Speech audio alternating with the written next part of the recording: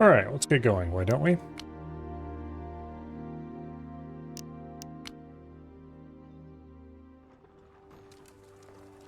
So here we are, right where we left off last time. Our lovely little automated system producing, I was about to say vast wealth, but our wealth is not particularly vast. Producing some small amount of wealth, there we go. And I think the time has come to go buy a new claim. So, let's go ahead and drive around a little bit and see what there is to see. Actually, I want to stop down here to this little town and look around a bit there first. Get out of the road, I'm running you over. Okay, I didn't run him over. I don't think there's anything out there.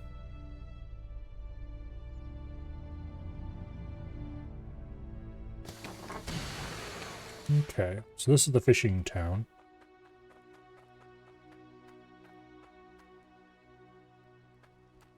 Okay, so this is just water filters. I don't know why this door exists. There's like spanners. You can buy them over there by Ember Cradle.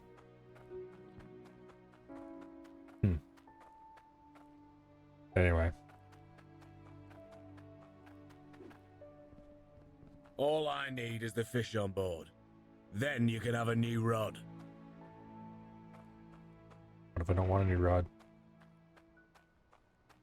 Here's where you can sell fish. Alright, let's get out of here. I want to go drive around and look at the other claims, which means I probably should actually stop back by Ember Cradle and grab the map. So I can make sure I don't miss anything. I want to stop at each claim, have a look around. Also, I should grab some other stuff too. Quote, prospecting gear, end quote. Let's see. If I buy a claim, I want to confirm that the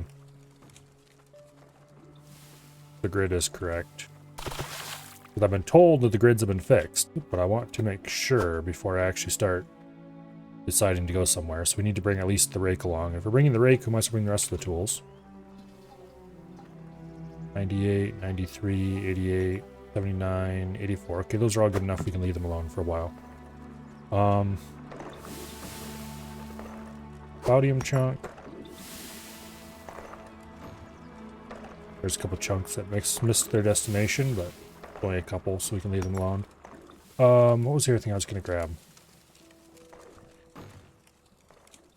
I stopped. Oh, yes, the map. I should be over here somewhere still. Yep, there it is. Okay. So, we're here in Ember Cradle. I don't want Snowrune Falls over here because it's too white. South Hope was where I was last time. So that leaves us Dreck Quarry and Mildew Aquifer or Icehelm. I already know what Icehelm's like. I don't know if I want to do that one. It's cool, but I think we might do Dreck Quarry. Let's stop and take a look at it first, though.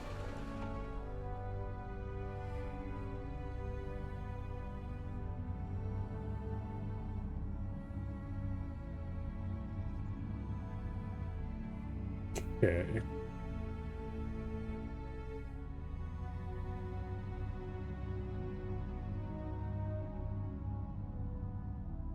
Let's see, Dreck Quarry. Can't quite zoom in far enough to... Actually, wait, maybe I can. If I put the map right up front here, I could probably zoom in far enough to view it. I'm gonna try that, because that sounds like a silly, fun thing to do.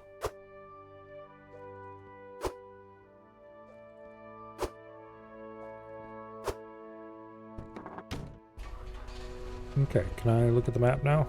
Yeah, I actually kind of can. Alright, that's cool.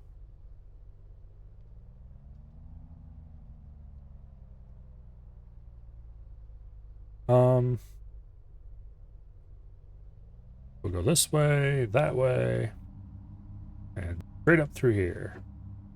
Hello, Colo. Welcome here. Here we are at Direct Quarry. This one definitely used to be broken. Here's the water source for it. Dinky little pond. Borrow tomorrow? Indeed. Should be fun. Alright, how much does this place cost? 1,200. Okay, that's pretty cheap actually. Let's go ahead and click buy.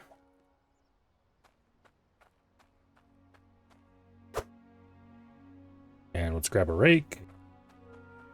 Oh, I forgot to bring a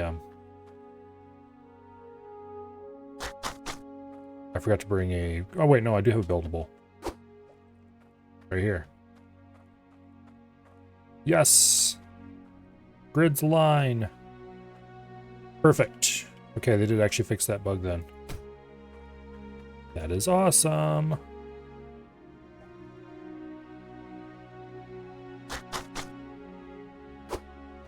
Okay. So, now we need to go spend the rest of our money probably buying pipes.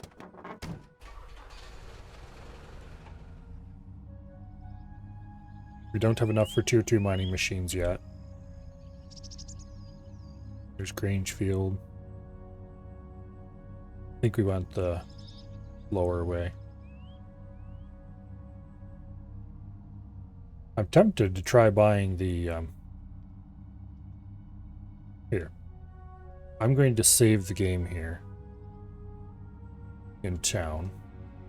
And I'm gonna load up a creative game.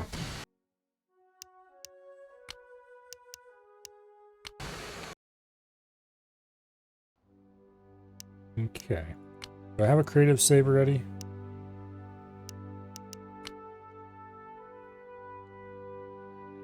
I think I do. Actually, this is probably a bad idea. Let's make sure we load a new save.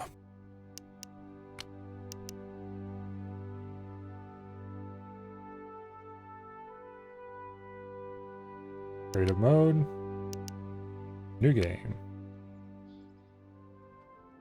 Okay.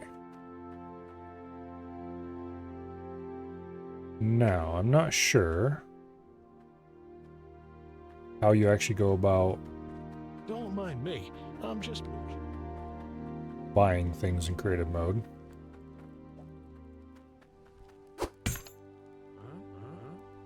Okay, can I just walk out with things? Yes, I can. Okay, awesome. So, what I want to do is I want to test out the roller vehicle, see if it actually works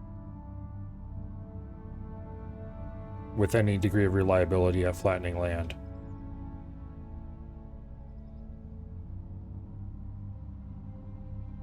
Because if it doesn't, then that will annoy me very slightly, but there's not a whole lot I can do about it.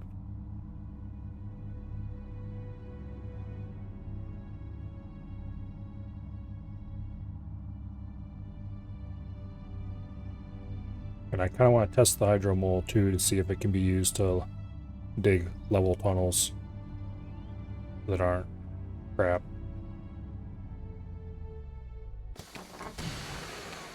All right.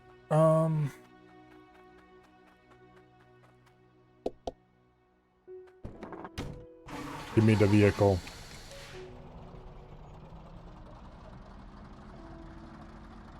Sheesh. You can't run over people in this game. They just bounce away.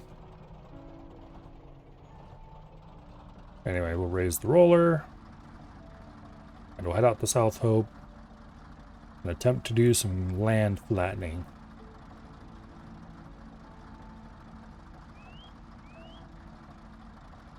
If it actually flattens land, that's amazing. If it doesn't flatten land, as in if it takes your current angle and uses that as the flat reference,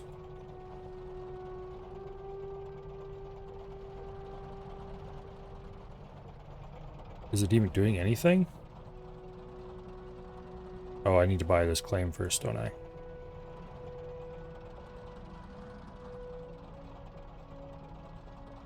Hello, Ash. I am not a farmer. I am a miner. Currently, I'm in a creative mode save testing some vehicles real quick. See if they actually function reasonably.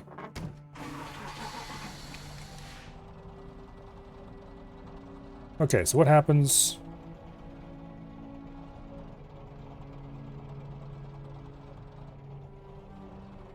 It appears to actually flatten land. Okay, that's cool.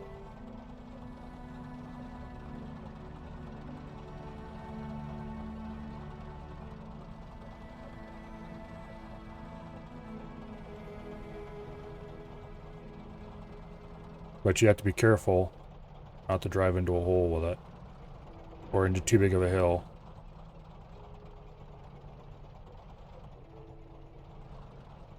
But it does actually kind of flatten it properly. And the important part is, it doesn't take its reference to the vehicle's current sitting angle. It flattens to the grid. Alright. That is what I wanted to know. Because if it didn't flatten to the grid, we would have problems. This is actually a useful vehicle then.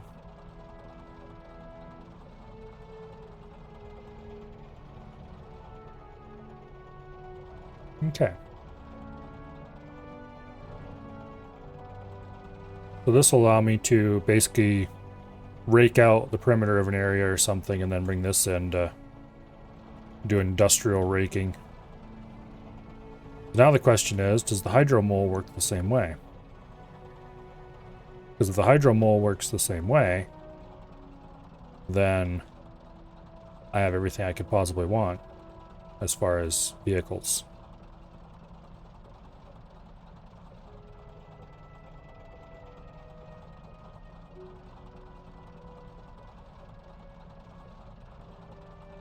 I say, this is quite nice. I would have killed to have this thing. It doesn't fill land in like the rake does, I don't think. But that's fine.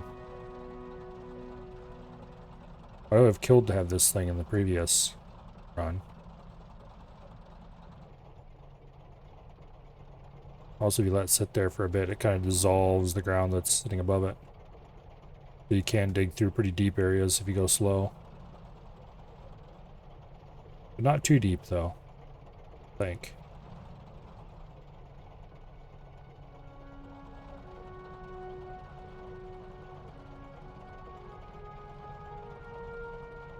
Alright. How far into the hill can we go if we go real slow?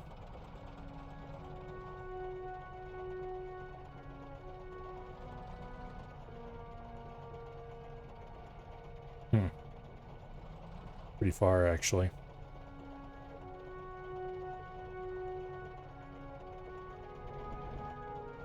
I wouldn't necessarily want to turn the entirety of South Hope into a parking lot, but if I wanted to do that, I could.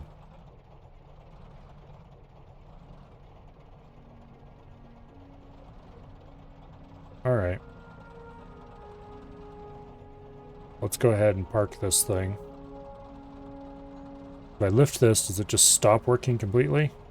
Yeah, it does. Okay, that's good. Okay. Now what happens if I drive up a slope? It just flattens right up to the slope and then stops. Okay. About what I expected. Alright, back to town, and let's grab the hydro mole.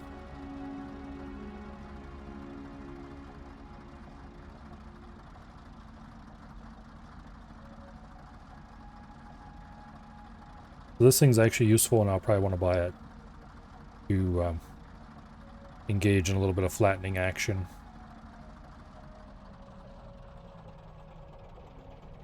Okay. Now the hydro mole is over here at the mining guild. Remember correctly.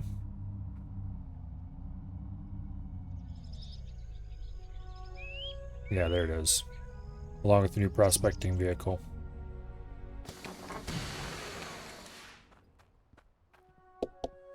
Costs quite a bit.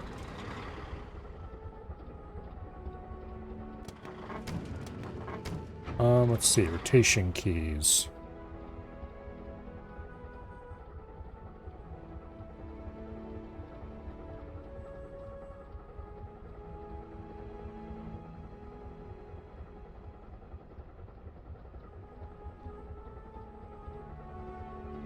Okay. R is down, T is up, Y is level. And left mouse button digs and stops digging. You don't have to hold left mouse down, you just click it. I think I'd prefer holding, honestly. Let's go back out there and see what we can do with this. It is a pretty cool looking little vehicle. But if this can level ground as well, then this might be the way to go. Assuming I can get the tokens together.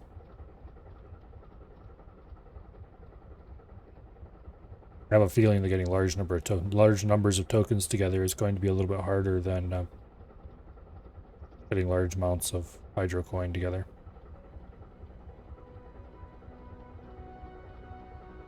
Also, okay, so main things I want to figure out here. How this performs when digging downward. As in, if I dig down just in a flat area. Let's try to line up with the grid as much as we can. I'm going to assume the grid aligns with this. Okay.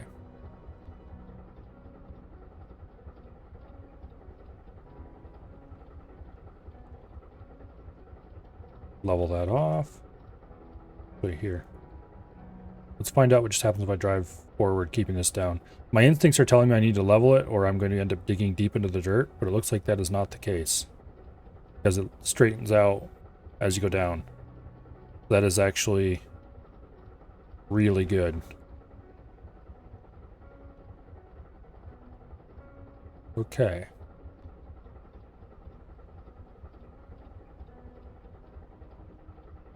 We're definitely into tier 2 dirt here. What am I doing? I'm testing vehicles.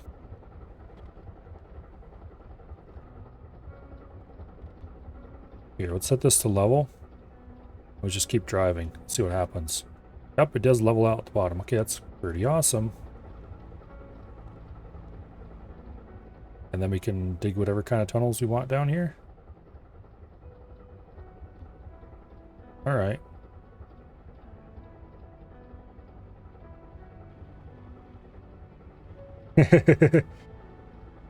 These are kind of end-game vehicles for a mining game.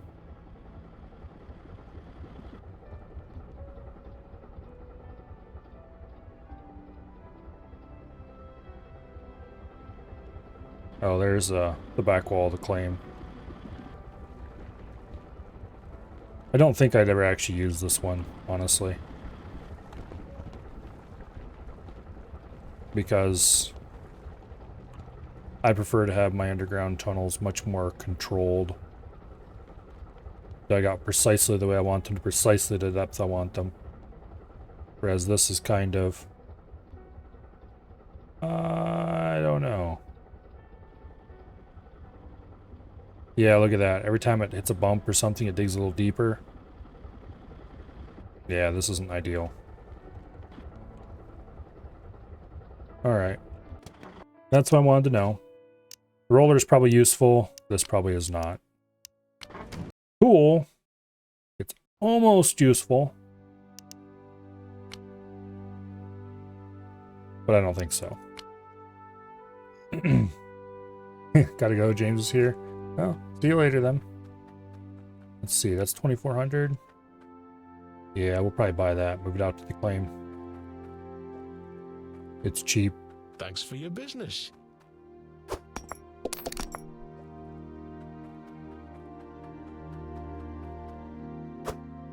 Alright, let's go ahead and move this down to the store.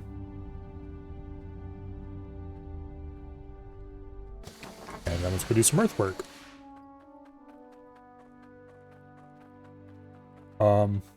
Gotta be careful because I don't want to dig out too much, but I do want level areas to park vehicles and such like. We're probably going to do rake work, be followed by very, very careful roller work.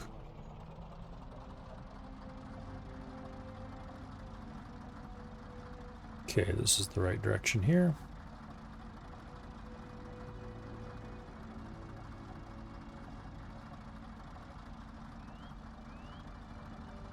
Yeah, if I level a little area out with the rake, we can use that as a reference height. And we can level out larger areas for buildings and sorting setups and all sorts of fun things.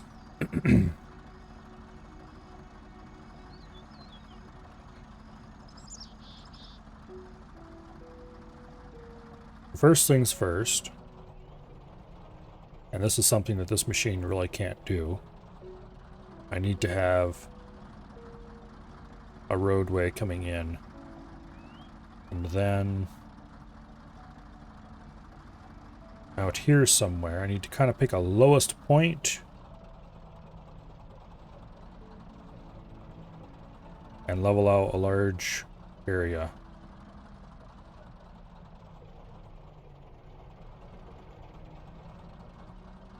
The problem with this thing is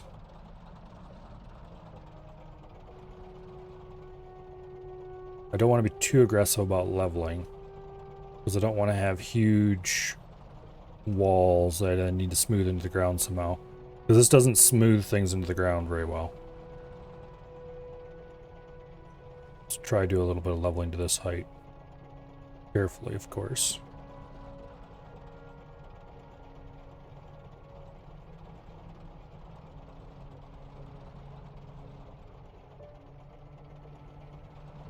Okay. That's enough of that.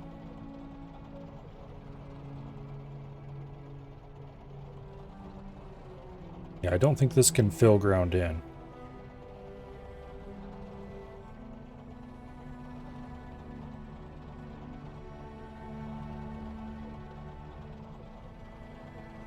However, I do know of a tool that can fill ground in. Let's go grab the rake.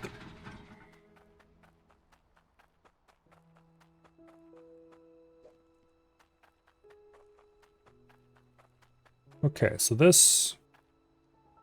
yeah, that's pretty perfect.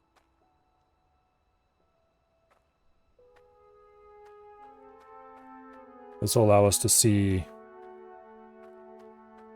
okay. Let's drive ahead a little bit here. This ground ahead of us is tall higher than I thought it was.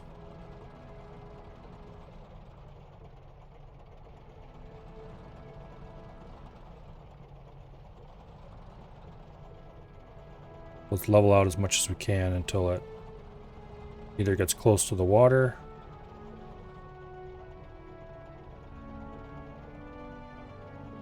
Okay, it looks like we actually picked a really good height to start leveling.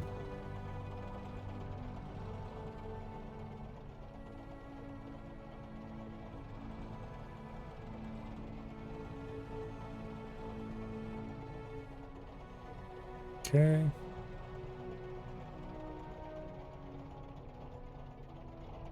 Is it still reducing height here? A little bit, but it looks like it's about ready to stop up there. Oh, it's got a horn. Alright, where to leave the rake? Right over there. Not killing anyone in this. No. Game about mining. Why would I be?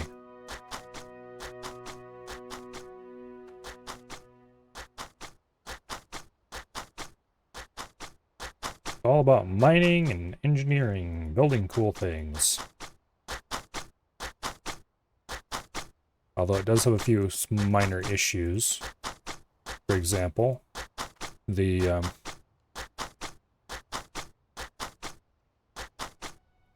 what do I call it?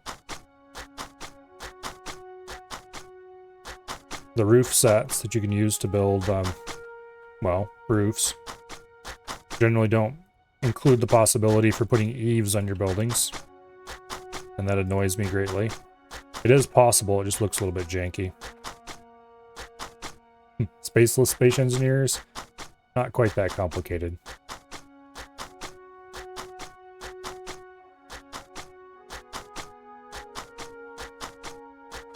But sort of similar. Only in the vaguest plausible terms. So this would have been, in prehistory, the only plausible way to level ground. Would be using the rake. And it was less than ideal. The old rake was worse than the new rake is. New rake is much better.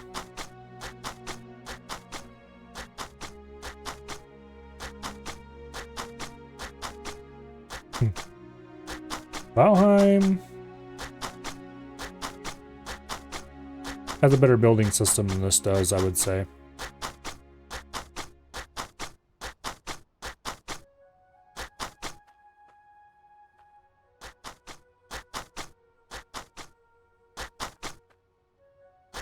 Yeah, let's keep filling in the low ground here.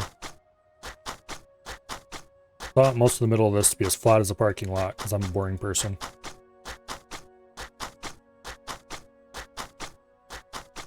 Raft definitely has a better building system than this. Yeah, you'll see.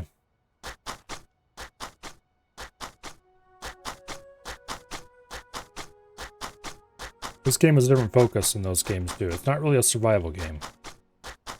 There are no enemies. There's no hunger. There's no thirst.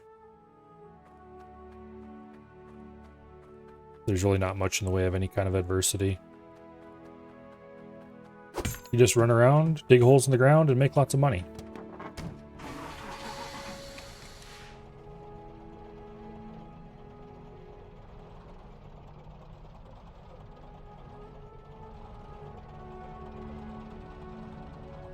And that is the extent of it, pretty much. Then why play? Because it's fun.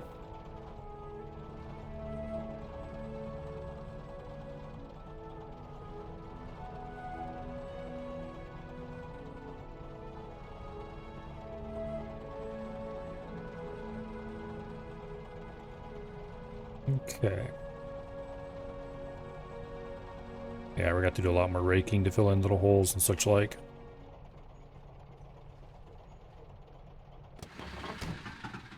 Alright. Where'd I leave that piece of crap? I dropped it right up here. Oh yeah, right there it is.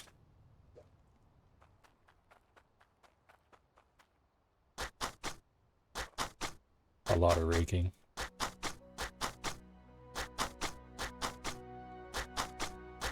But I want a nice flat area so that I can be able to build on it without any trouble.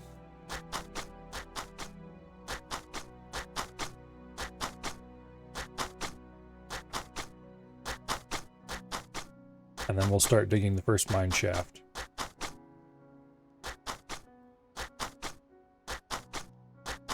I thought I filled that whole area in already.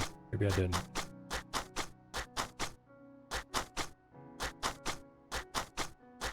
Didn't I beat this like months ago? Probably. But they've released several larger updates, so we might as well revisit it. It was the weekend game for a little while.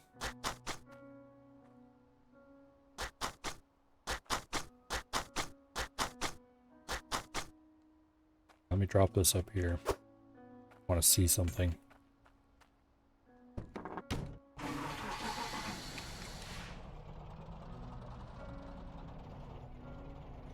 Boom. If I drive over this way.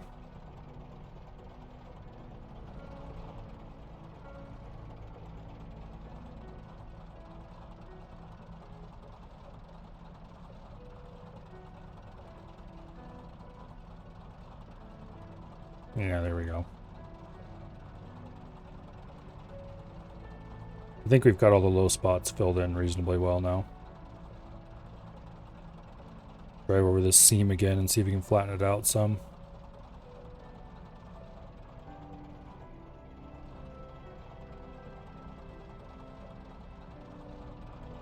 It looks like it does a certain amount of smoothing if the ground's not too different in height, instead of actually flattening it to a hard set height. I kind of like that. It means the ground's a little less than perfect, but I can work around that. If I wanted perfect ground, I would build a floor anyway. As a matter of fact, where I do want perfect ground, I will build a floor.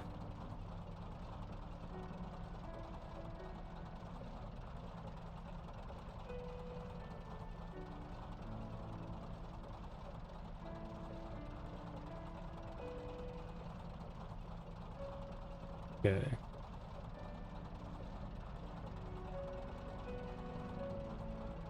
We'll keep making passes out this side. Oh. Level out as much of this as we can. But this is going to be the starting area, basically, for my little setup.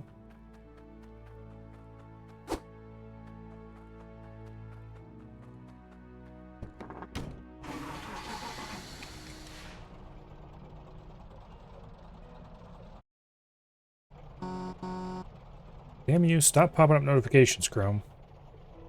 Ah.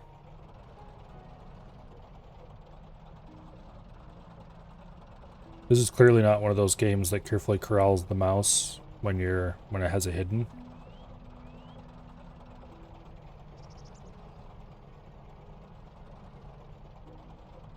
Okay.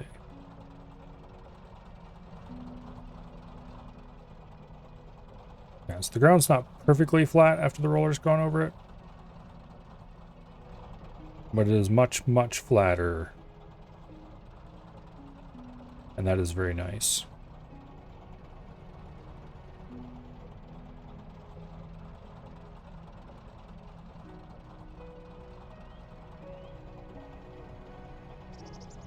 Okay.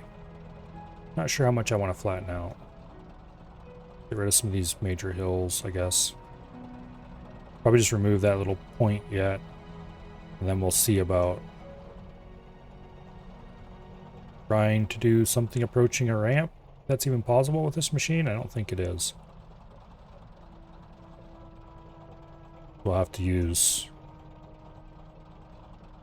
a bit of probably rake and then some construction stuff to get something resembling a ramp coming down to here. I don't know what would happen if I drove off that cliff. And I'm not sure I want to find out. Like, what would happen if I just dropped the thing and started in from up here and drove down here? I highly doubt it would give me a nice ramp down. So I'm not going to do it. I might load up a creative save again. Go give it a shot though, just to see what happens, because now I'm kind of curious.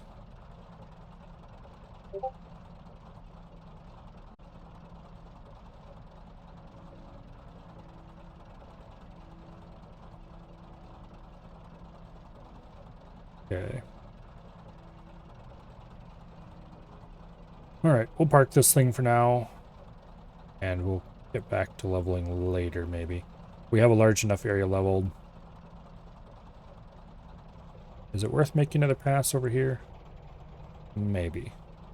If I do it carefully and hit the right spots, we can remove the biggest part of the transition there. Alright, that's nice. Maybe swing through over there, I think we can remove another transition section.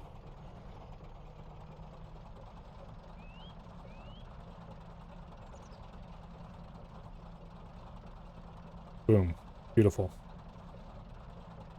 Okay.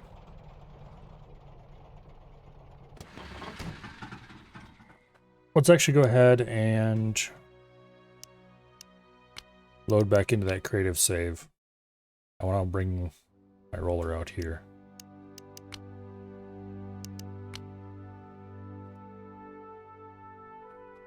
Yeah, we're not using this thing because of this problem.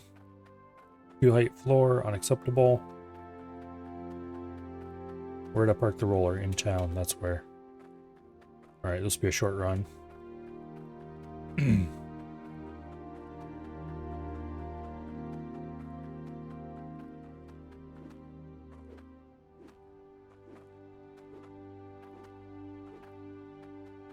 Grab the roller, we'll take it over there, and we'll see what happens when we drive off the cliff. I'm guessing nothing good is what happened, but I'm curious and I want to find out.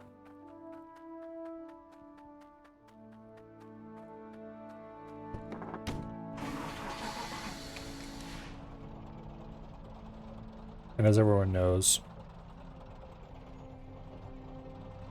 curiosity destroyed the train in the claim. You predict I fall? Oh, we'll find out. Not really a cliff, more of a slope. But I'm guessing it will roll down a little ways, then it'll go, oh, this is the new level now. And make a big divot in the ground. And it'll roll down the slope a little bit more, and then it'll go, oh, this is the new level now, and make another big divot in the ground.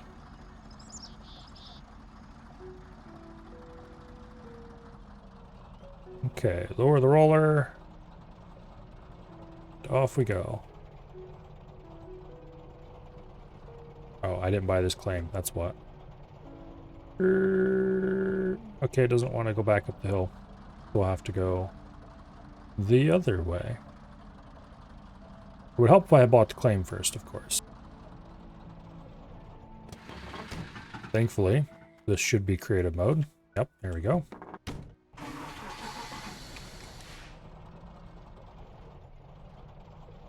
Lower the roller. Forward.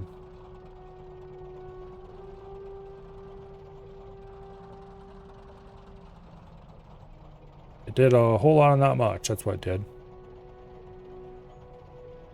Okay, that's actually surprisingly well behaved. What happens if we go down a less steep slope? Like over there.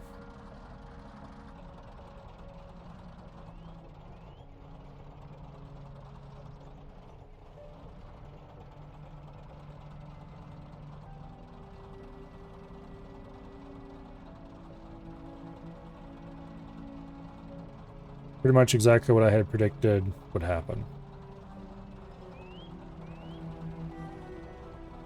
Okay. But the transition to actually driving around on the ground level is not too extreme. What happens if we try to drive back up that same path now?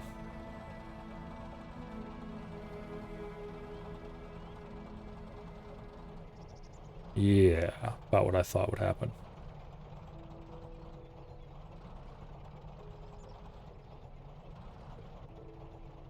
It's on a well-established ground level, and it's not going to appreciate any attempts to modify that. Let's attempt backing up a slope.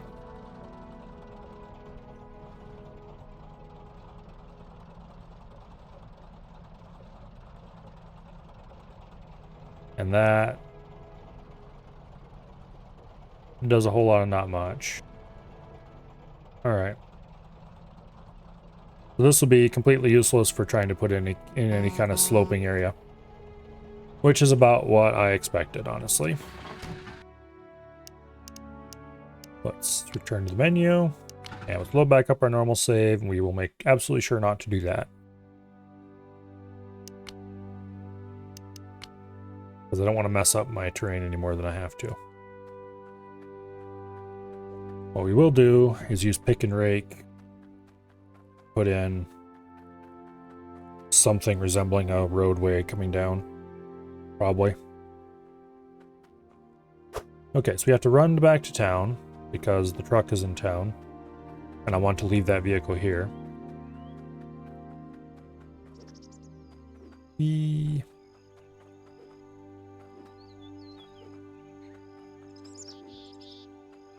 We'll grab the truck and Start thinking about what we want to use for paving.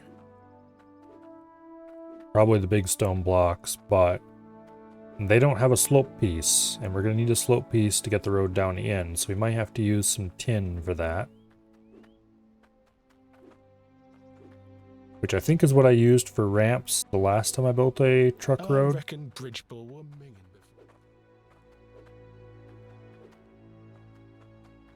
before. Anyway. We're probably going to want to buy a cart. Well, let's look at what's available in the store. I don't think they added any new building parts to this, but I'm not actually sure. I guess we'll find out. Come have Okay. a gander. This is probably what we want to use for the road flat areas. Large concrete foundation. And this is probably what we would use for the ramp areas, because these are too steep.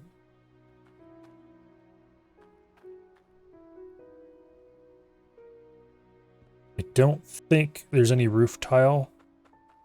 Take a look at my goods. Actually, we should go confirm to see if any of the roof tiles have a bottom side that would be okay. I don't think you can rotate the roof around to have a bottom side facing out, though. Hey No. there. Well, we could pick one up and find out, I guess.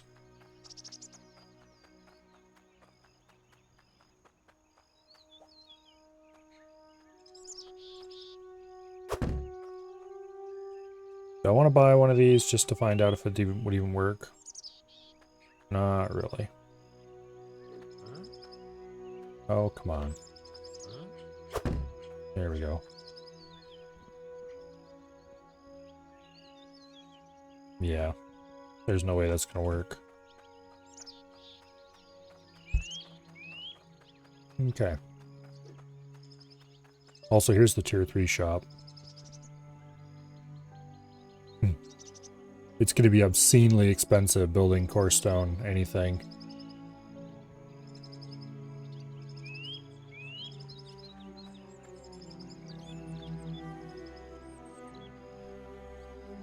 Yeah. 210 to get core stone hydropipe tokens. Hopefully, after you do a bunch of quests, they start paying out more because... Yeah, like this person. You reckon you could get this for me? You want a gem that weighs 17.5. And you're willing to pay 90 tokens for it. I mean, that'd be easy to do. However, that's a lot of running around to do minor menial labor. I think I checked here and didn't see anything new earlier as well. Not that it really matters, because this place doesn't sell building materials anyway. So if we wanted to do a slope down, we would need to use the, what do I call it? Looking for summat? Alright, so let's start thinking about building the mining head. That end. Back the truck in there. Back the truck in there, not drive it in.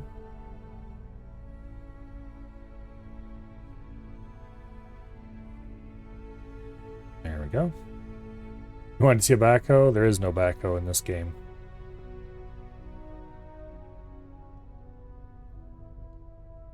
Somewhat unfortunately. Actually, I don't want to load straight into the truck. I want to go get a cart and load into that, because that'll make things much easier to move around. Let's go buy a cart.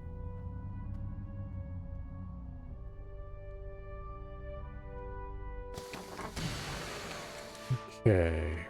The old cart we have back at the first claim. The I slow. got the goods. If you crappy got cart. the cash. We'll buy a fast, speedy cart.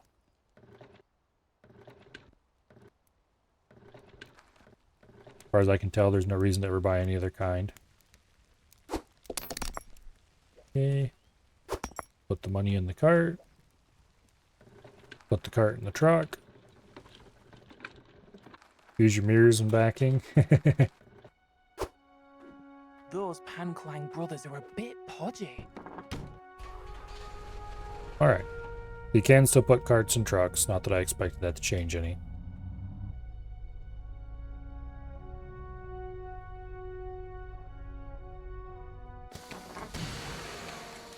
Okay.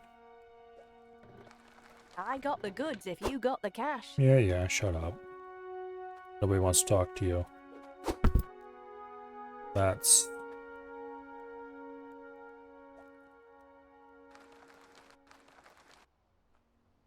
Okay, that does actually work to move those around. Interesting. Take a look at my goods. Okay, so we want 4 of these.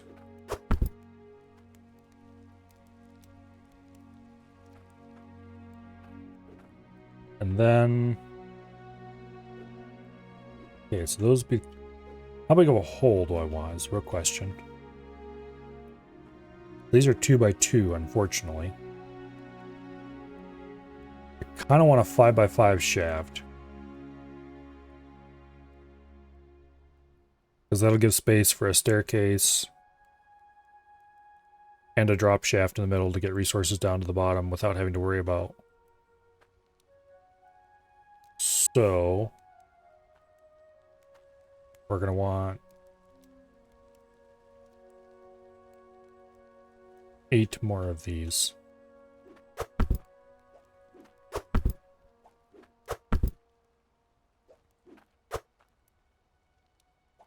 I got the goods if you got the cash. Okay. And then in between those, we're gonna need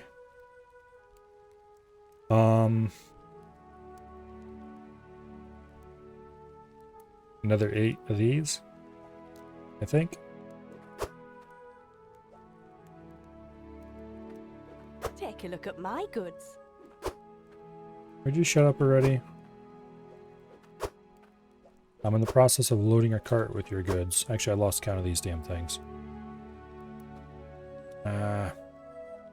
We'll assume I have 4 of them. Thanks for your business. I think that was a large one I grabbed by accident, but that's fine. We're gonna need a lot more of these eventually. And we have a bunch of small ones back at the other claim anyway that I should bring out here as well. Gotta go get dinner. See you later once again. Also need to pay for this stuff before I can leave. And I believe just realized I left my money in the front of the cart. That is going to be... Okay, less tricky than I had assumed to get it out.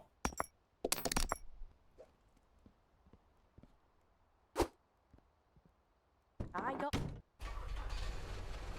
Alright, let's go drop this off and let's go and get the other cart with the other small... Get out of the road, dumbasses. With the other small foundations.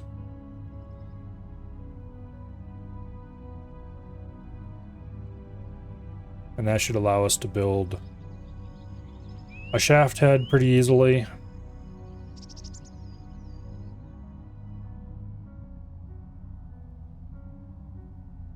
Okay, there's not too much of a hill to get down here. Where exactly do I want to put the shaft head? Probably as close to centrally as I can. This place is, unfortunately, smaller than South Hope.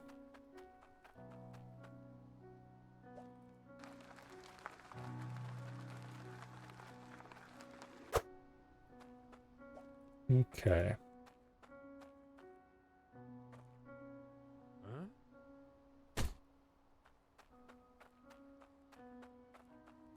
Let's go stand up on the hill so we can see above a little bit better.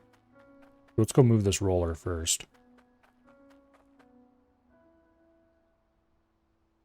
Game. You better not be crashing.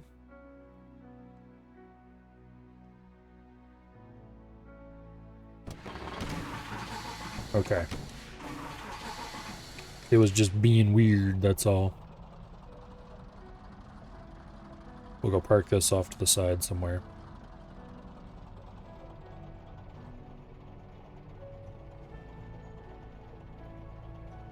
Actually, here. Level out a little tiny parking spot up here for it. Alright. Fellow survey. Welcome here.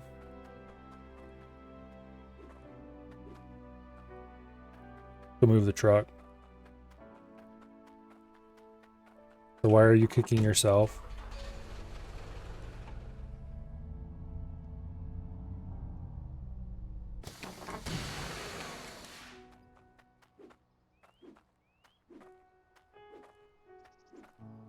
Okay, we'll make that a corner. And we'll work this way and that way. Made chicken casserole and forgot to add cream of chicken soup. Okay. I would recommend against that course of action.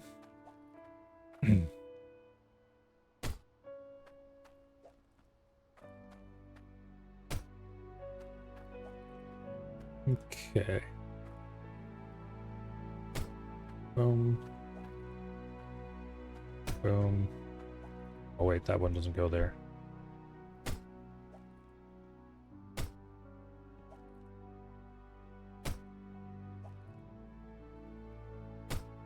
And there.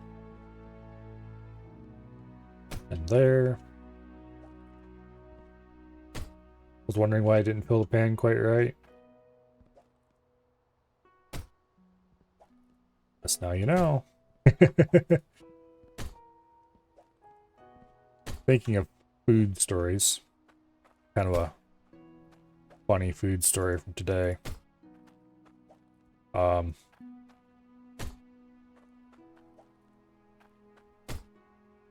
One of the people who owns this company went and ordered pizza today. Not because they wanted to get everybody pizza or anything like that, but because they needed a box. And the pizza box was exactly the right size. And they couldn't get a pizza box unless they bought a pizza. So they bought a pizza and asked for an extra box. Like, if anyone wants pizza, it's upstairs.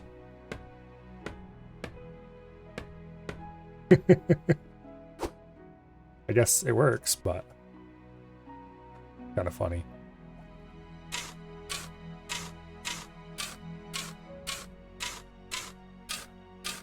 Okay, so we don't have any tier 2 miners yet, so there's no point digging down to tier 2 levels.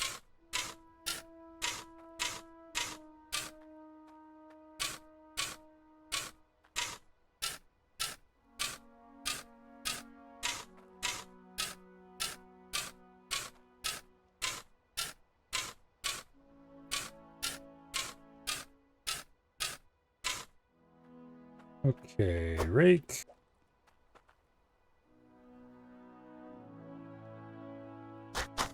We clearly need to dig out a little bit more here.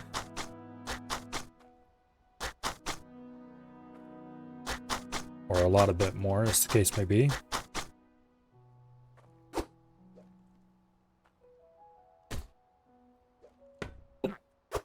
There we go.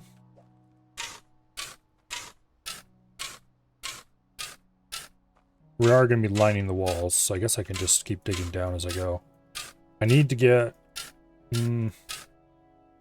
not sure what I want to use to line the walls with. Problem was using an uneven number of uneven size. Maybe I should change this to be 6 by 6 instead of 5 by 5. It pains me to use a even number in some ways, but because I like to have a central, this is the center spot. But the building system in this game is kind of designed around a 2 by 2 grid in a lot of ways.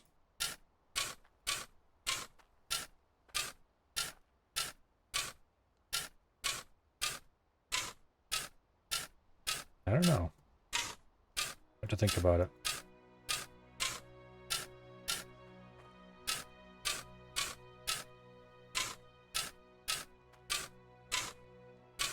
I can always expand the size a little bit later.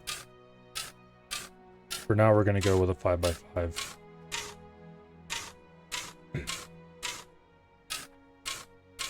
Also, this is going to take a long time to dig out. It used to be if you roughed the floor up a little bit and then used the rake on it, it would dig down. And that was extremely helpful for digging out a lot of dirt in a hurry. But it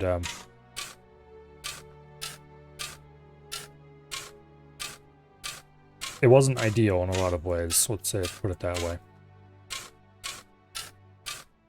Before I dig too much, put some steps in so I can get out of this hole.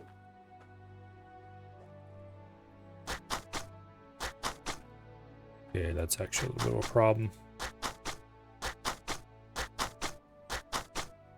We're gonna need to dig away some of that, I think.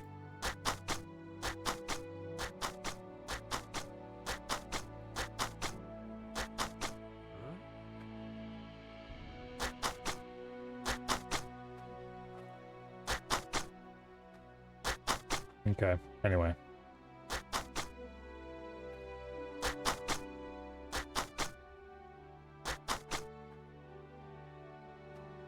Trying to figure out here. Okay, so if I do that, well, that was a bad idea in a lot of ways, but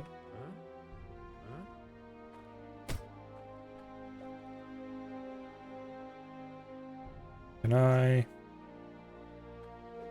Okay, so I simply cannot do that over here again.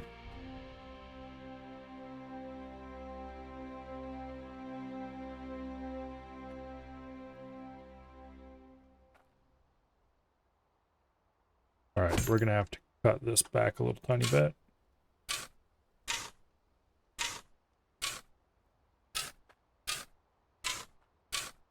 I expected that, so...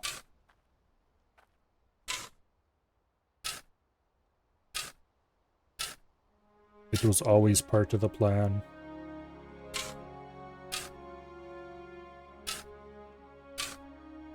That's why we lined the walls after all.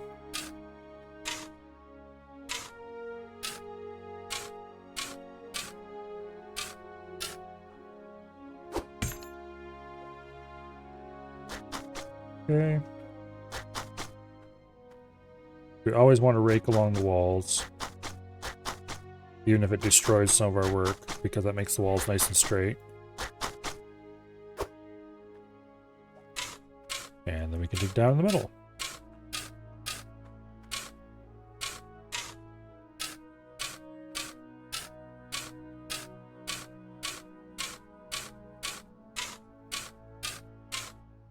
We are going to need to buy a tremendous amount of metal sheeting, I think. Unless I decide... Okay, this is... Okay, I really need to decide. Do I want to do an uneven-sided or an even-sided system? Because an uneven-sided... Well, let's get the truck, go to town, look at some building materials, and discuss pros and cons of this.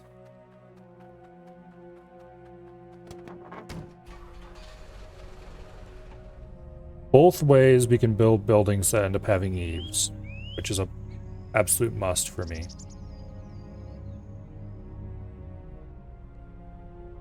Yeah, building parts here. I think this is where they moved the greenhouse parts. Moved them? Yeah, I think greenhouse parts used to be available. We don't remember where they used to be. Anyway, doesn't matter. Or maybe they were new. I don't know.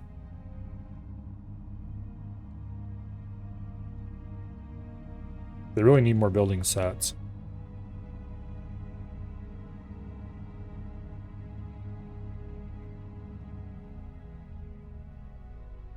Okay, so we're at Ye Olde Housing Find Store. better prices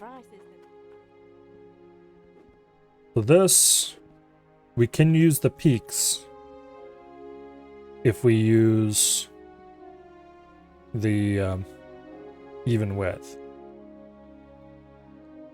Except, no, we can't use the peaks if we use even width. We can't use the peaks if we use uneven width either, because these are 2 by 2.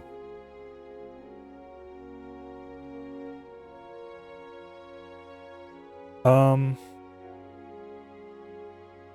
we have to build even width, actually, I think. If we want to put a decent roof on it. If we don't build even width. Let's load up my old save. I want to look at the buildings I built there. I think we need to build even width if we want to use the...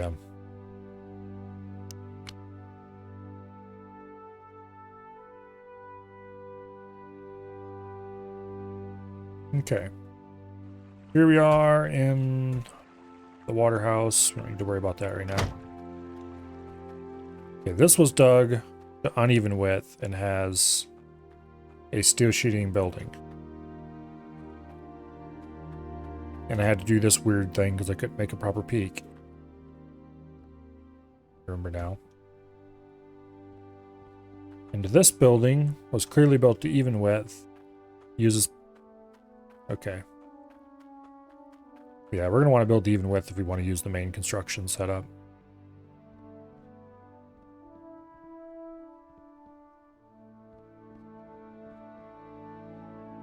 Yeah. It needs to be an uneven number of even width so we can get good peaks.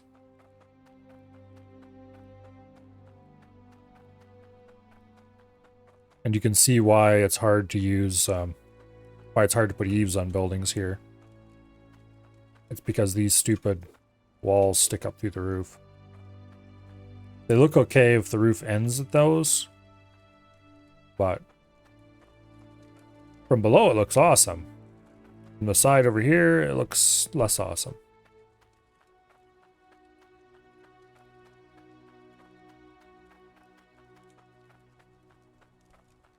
Yeah.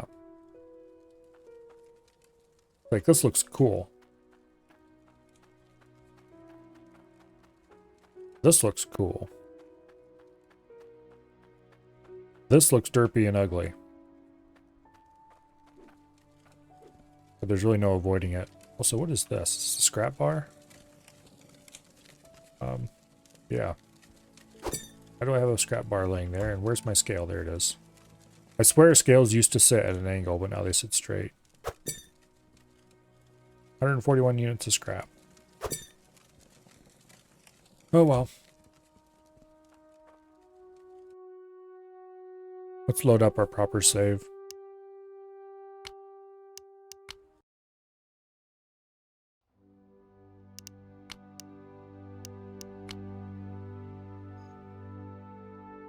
Okay, so we're going to want to change the size of that. That end, I should have brought the cart again. I didn't.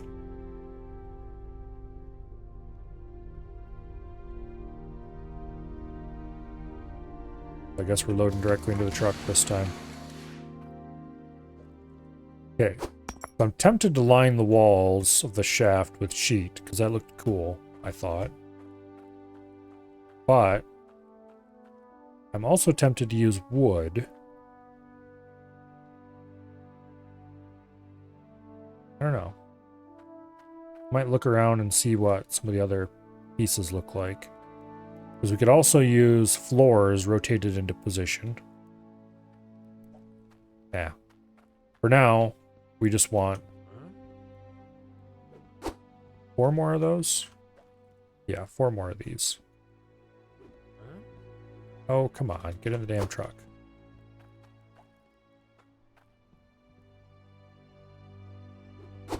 Go.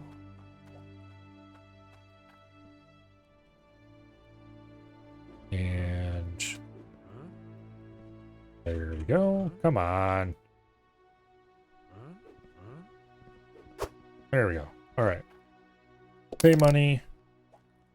Put money back in truck. Drive back to claim. And then we will first go up to the cottage area here.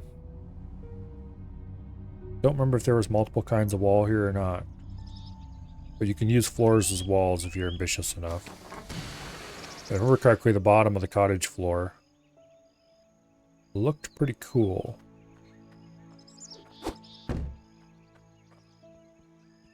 Okay, this might be good cribbing. for the sides of our shaft.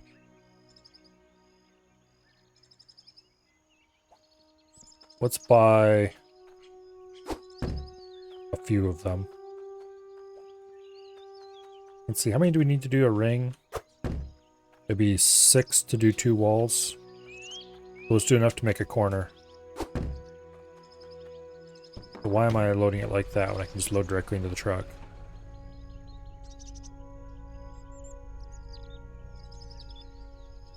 The half of the battle in building cool things in this game is figuring out how to use things in slightly unconventional means. Or slightly unconventional manner, I mean. Because there's really not enough building parts.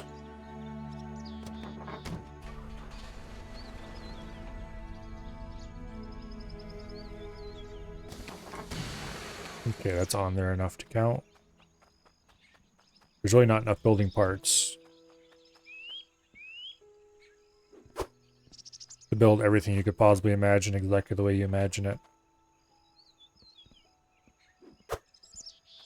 But through creative use, for example, using the bottoms of these floors because they look cool,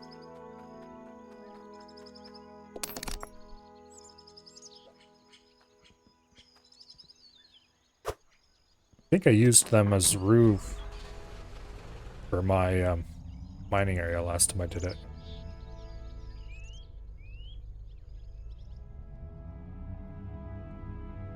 But anyway. I think you can turn the floor up on its side like that. I guess we'll find out when we get there. And if not, then well, we have a bunch of pieces that we may or may not use in the future.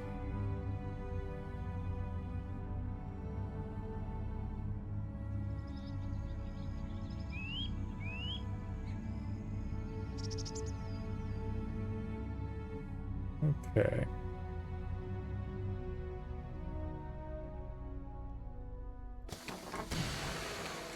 Now. Yes, we can rotate it into place.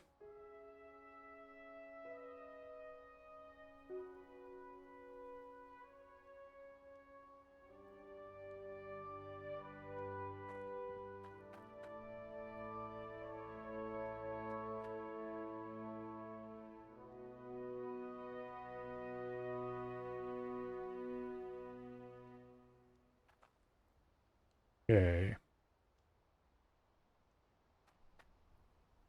Damn it, I want those boards to go horizontally.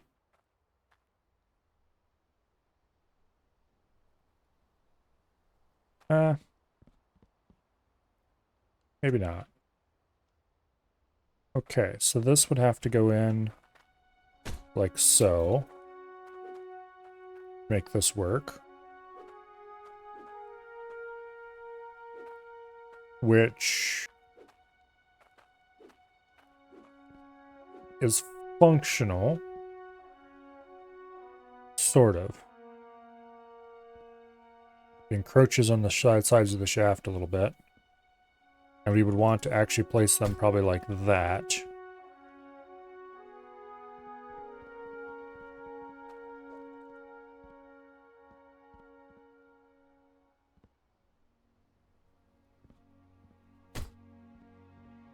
And then put something over the edge here so you can't see that red line. But I'm not sure what we could use for that, if anything.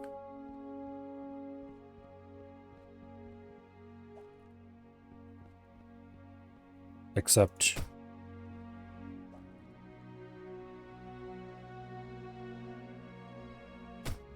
that, which gives us Z fighting, which we definitely do not want.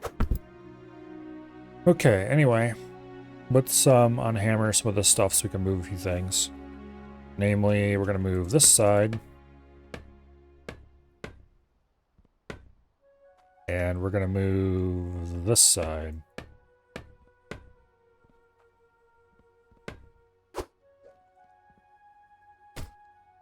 Okay. So you... Oh, we need to more on hammering than that.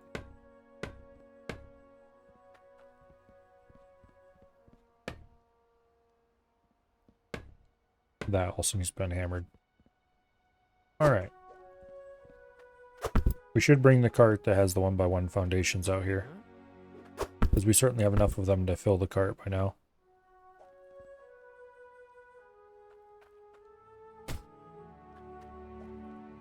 Okay, you go there. You go there. You go there. Stack these over here. Not sure what we're going to use those for, but we'll find use for them eventually. We always do.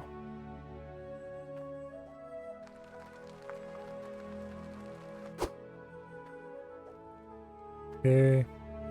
Let's go back to our original claim. Let's buy that. Not buy, but let's grab.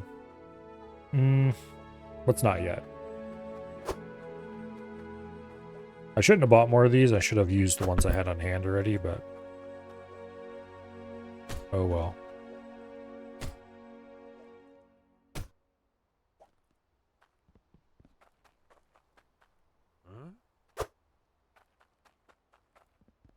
Okay, this is going to be a very large hole in the ground that's going to take a very long time to properly dig out.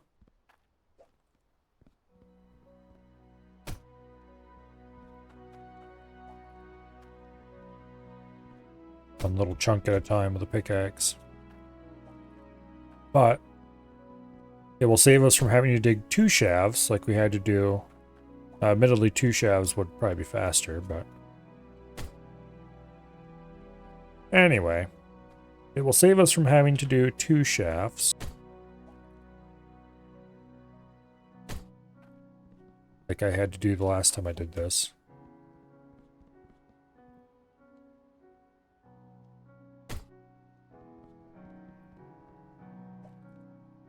So is there any way to get this?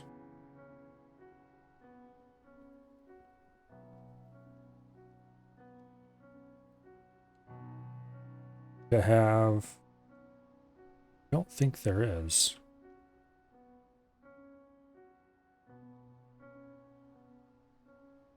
Oh, there we go. We could have horizontal boards instead of vertical boards. I kind of like the look of that one better.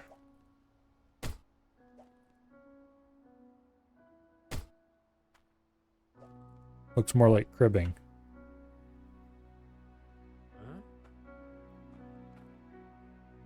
Okay, we're gonna need to cut away some wall there to make that work. Yeah, it looks a lot more like cribbing. Okay. That's the way we're doing it then.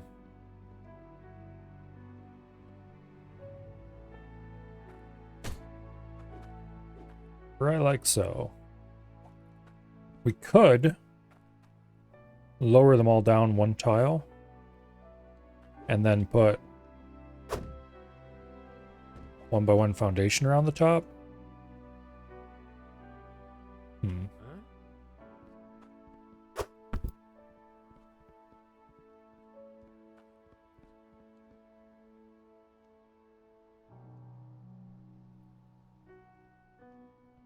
Well, let's dig out this dirt first.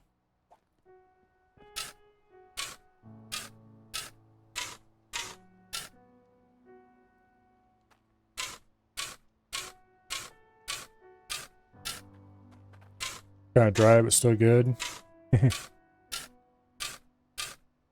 Yeah.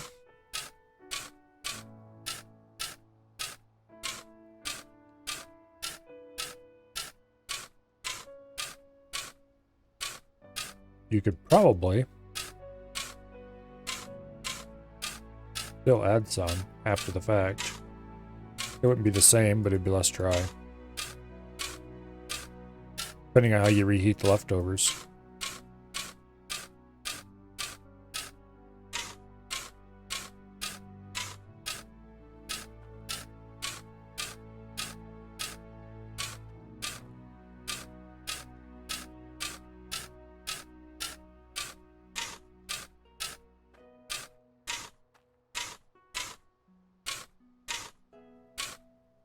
It's gonna take a year to dig this shaft all the way down to tier 3 dirt.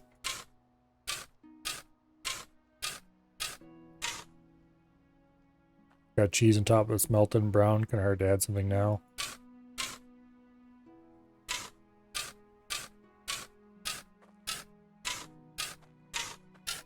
Well, like I said, it depends very much on how you'd want to go about reheating it. If you're the kind of person that just mushes it all up and dumps it in a pan.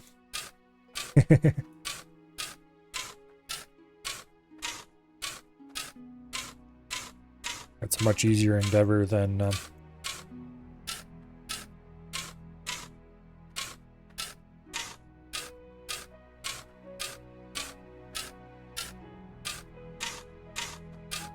okay.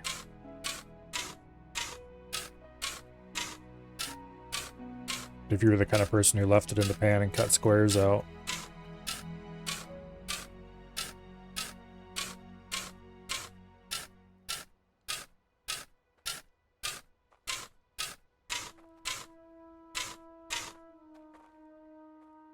Alright, I think I'm gonna shift all these down one tile.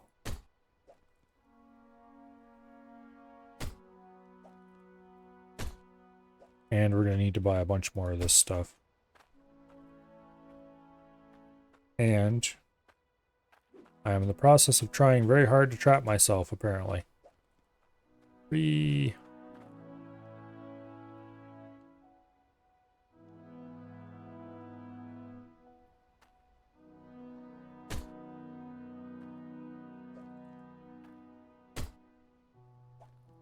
would probably be a good idea if I didn't bury my pickaxe.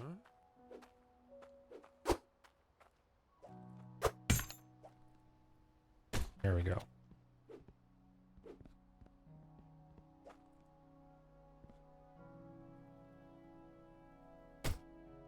We'll go ahead and line the edges. Like so.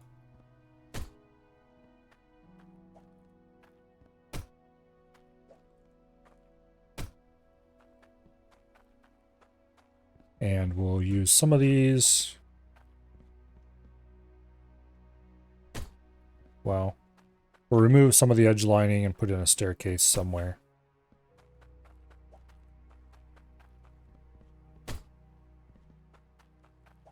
We're definitely going to want to go grab the other cart.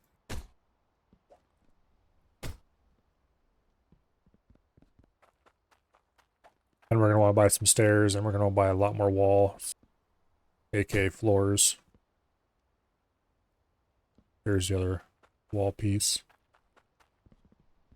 Drop that in the shaft.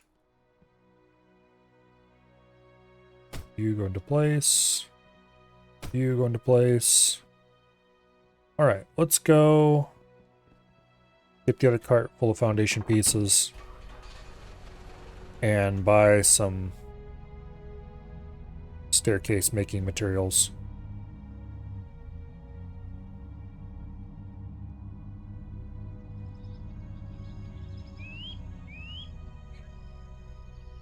Okay, we want to go this way to town.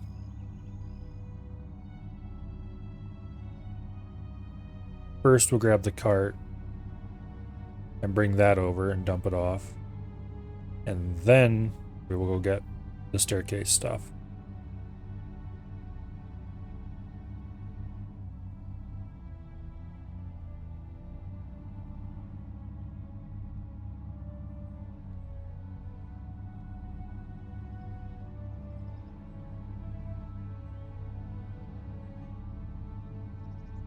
Well, it looks like this needs to be repaired anyway. Check and make sure nothing blew up while we were gone. Those pieces were already laying on the ground before we left. Like nothing new went catastrophically wrong. Sort out all the cloudium here. Probably should run the gems through the compressor.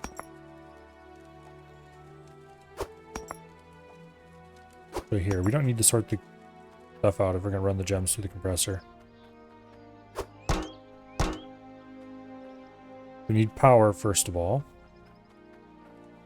how broken up is stuff.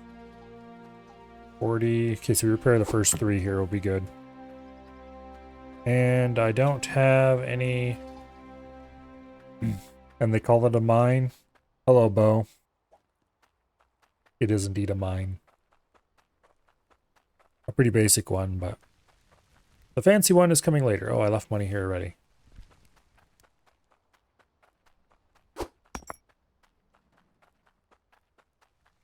Alright, we'll The buy... deeper you dig, the better the resources. Yes, I kind of figured that out already. Thank you.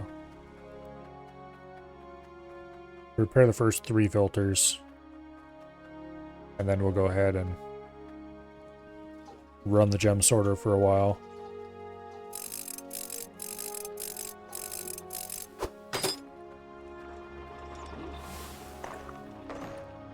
Okay, so to make this work, we need to put some gems up top there. And we need to place an empty pan over here. If we don't have an empty pan, things are going to go horribly, terribly wrong. Can't remember if we need to drop that long or short, but I guess we'll find out. That looks to be about right. Okay, let's also get the pan full of large gems. I don't know why I got the achievement for that just now. I should have got that a while ago, you'd think. Okay, move you. Drop you into place. Remove one of the gems.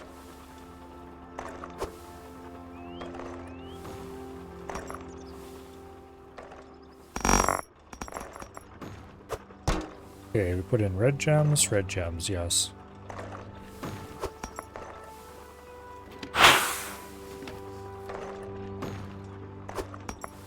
Okay, and now we remove the other gem. Looks like we got some onyx in there. And I forgot to put the pan in place like a dumbass. So why did you two not move? Wait. Do this a little differently. Do the final sorting step by hand, because you might as well.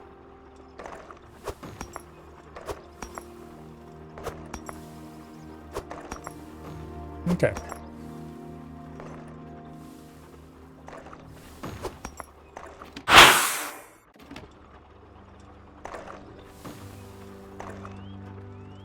Gems are sorted. Cloudium is contained.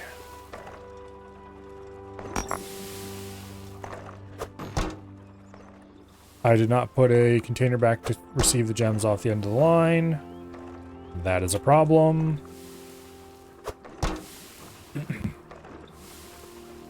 Oh, this is... Yeah, okay.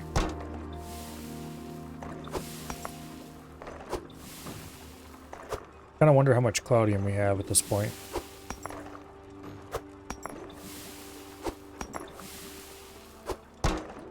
Okay. Let's drop these on there and see if they fall into the pan reliably. They do. Okay, let's put the Cloudium in the Cloudium smelter. And miss with about half it, because I'm skilled. I think we only missed with one item, but anyway. Alright, we have 3 Cloudium bars here. One is 29 weight. One is 26 weight. And the new one is 38 weight. Still not enough to make anything useful, I don't think. Could run the onyx through the gem compressor. Might as well.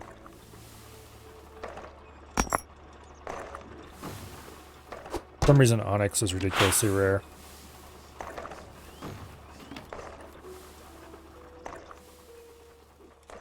Okay. We have 12 weight of onyx.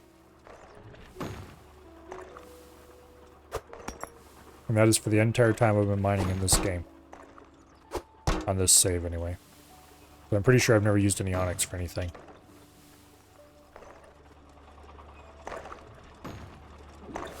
Go ahead and pull the gold.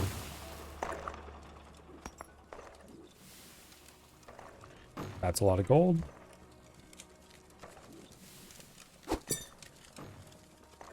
Let's pull the iron too. We don't need to save iron for anything at the moment. We have lots and lots of it. I'm not even gonna check to see how much we have. And let's go ahead and make a sword. What do I want to use for a crossbar? Probably just cut the gold bar in half and use that.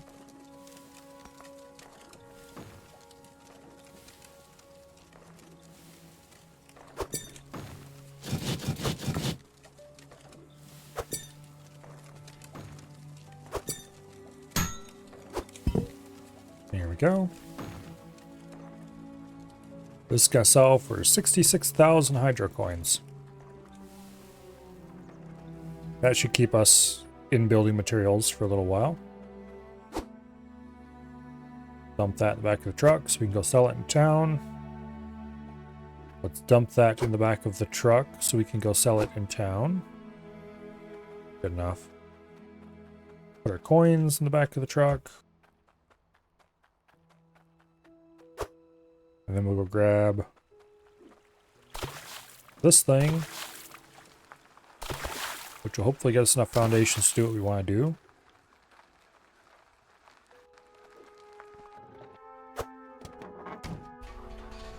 Alright, let's go up the hill, let's sell that sword. And then we'll go down to, we'll go to town, we'll buy a whole bunch of building materials, and come back and keep working on that shaft. Get out of the way, dumbass. I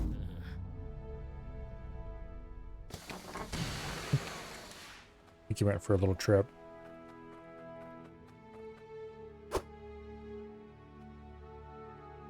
Ka-ching.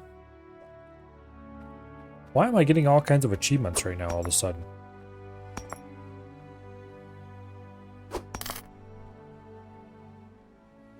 Anyway. Money has been loaded on board the truck.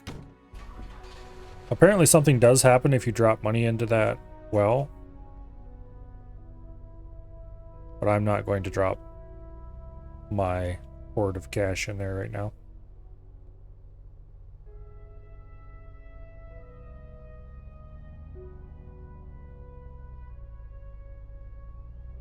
Okay, let's go this way.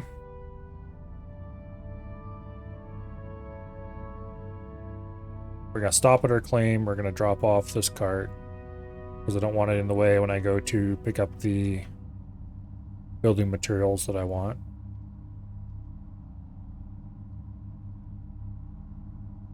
I'm tempted to take a cart along, but I don't think I need to. I think we can get the truck parked close to everything I want to buy. Because I want to buy some no, not ladders, but stair pieces. I don't need many of those. Or like 10 or 20 would be plenty. A couple of floor pieces. Small ones. And that shouldn't take much. And then a bunch of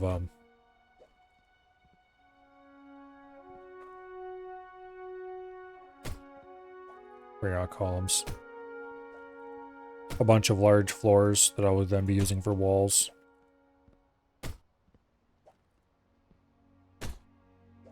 It does look like we have enough foundation. And then some. Alright, cool. Not sure how many are still in there, but it's probably like only one or two. Okay. We've got plenty of money. I'm gonna go grab a bucket of water to put in the truck. Don't want to run out of fuel after all.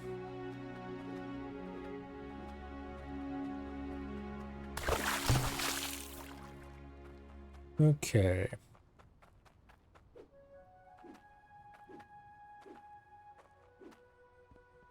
I need to hammer all that stuff.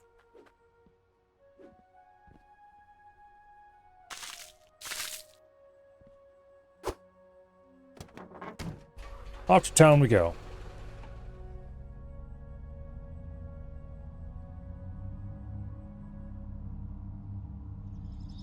I wish there were some nice roadblocks we could use to lay down vehicle road paths. Same basic size as regular floors, but instead of being hard angles, they were a little bit. There would be like an on-ramp, a center ramp, and an off-ramp that were, oops, we drove too far, that were kind of curved like that at the top, or curved like that at the bottom. Give a smoother transition for vehicles up and down.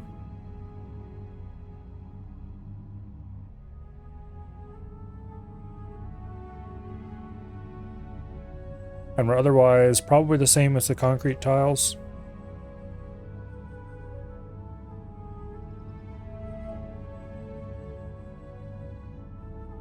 Or even just a shallow concrete floor ramp would be good as well, I guess.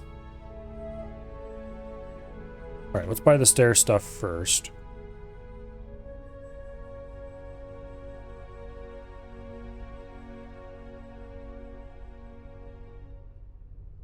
Okay. See you later, Bo.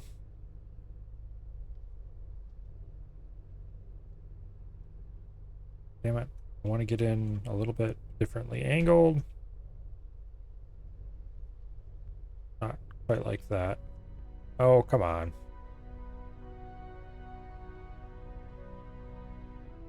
Do the tires turn all the way before we drive? That's more like how I want it. Right about there.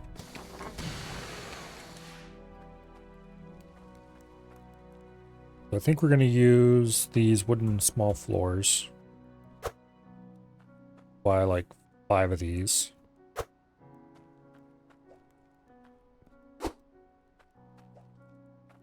Four and 5. And then between each of those, we need I got the goods if you got the cash. probably 4 or 5 stairs. Let's see. The walls are 3 of these long. Need 4 of these per level. I loaded 2 already. 3. We need 20 of these. 4. 5. 6. 7. 8. 9. 10. 11, 12,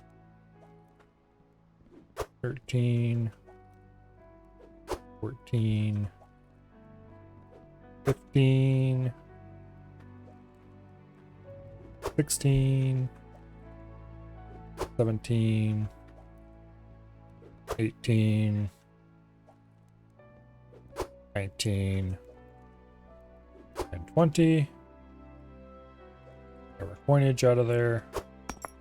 Pay the nice lady. And get our asses out of here.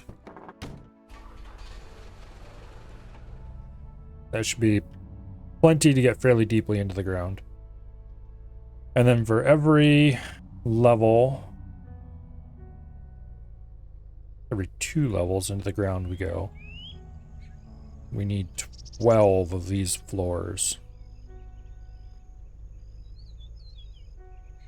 Which is a lot of floors.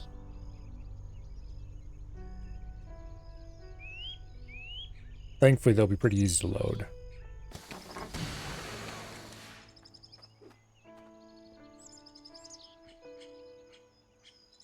How many floors down do we want to go? 20 of those, so we need 10 floors at least. Or 10 sets of floor. We need like 120 floors. Meet up with the same number of ladders as we have.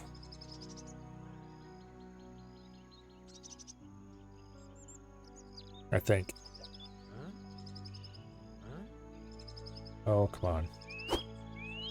1, 2, 3, 4, 6, 7, 8, 9, 10, 11, 12, 13, 14, 15, 16, 17, 18, 19, 20, 21, 22, 23, 24, 6, 7, 28, 9, 30, 1, 32, 33, 4, 36, 37, 38, 39, 40. We're buying 48 of these, by the way.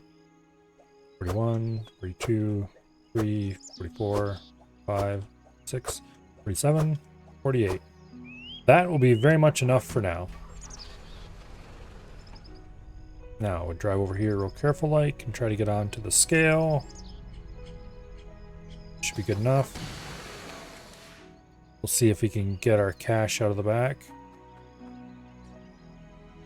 Barely.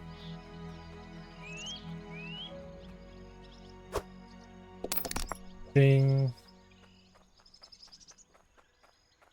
All right. That should be a lot of shaft.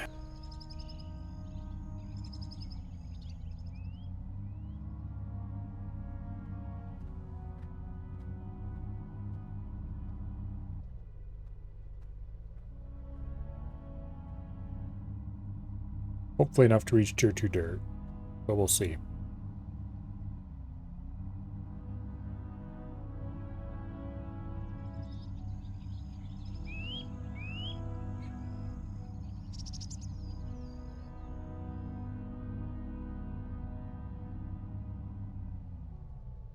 Okay.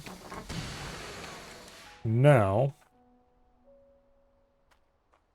let's hammer all these down up here. I don't have to deal with accidentally moving something that I don't want to move. Some of these I should remove, but I'll decide which ones later after they're all hammered.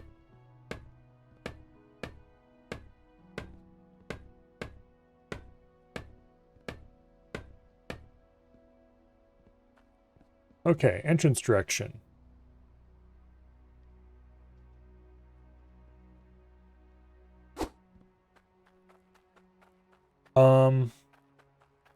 Kind of want to put the ladder, or the path down right here. Don't know how many of these exactly I need to remove to make this work, but we'll remove a couple. And we're going to set these off to the side.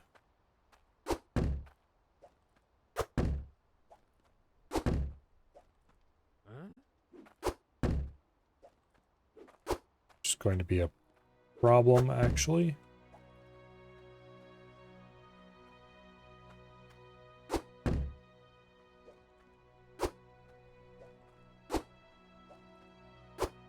Should have loaded all this stuff in carts. Trying to stack 48 of these is going to be fraught with peril, shall we say.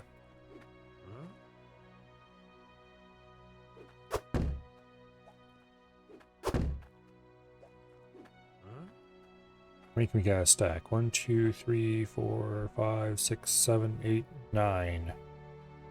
Yeah.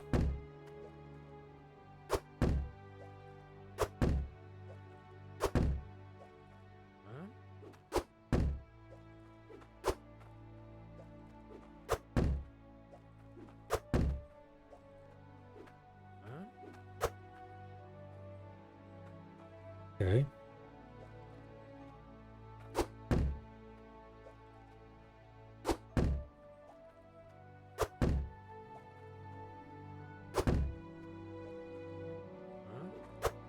Up we go. The more of these we get out, the easier it'll be to access the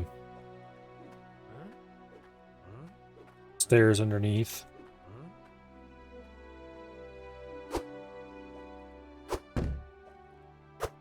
We'll probably want to move the truck after a bit. But I think these are just the last couple in there. Maybe not.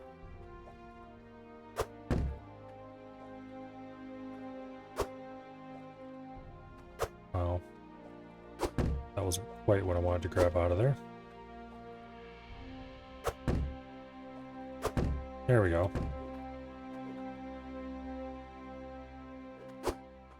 Alright. Let's park the truck over a little farther.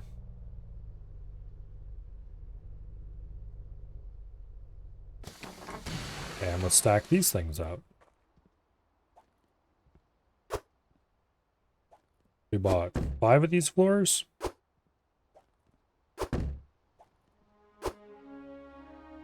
And 20 of these ladders.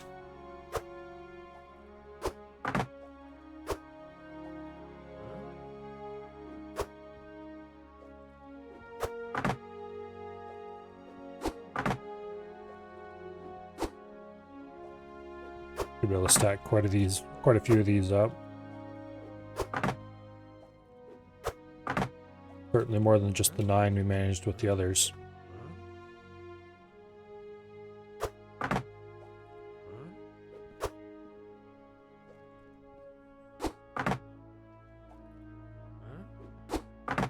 Okay.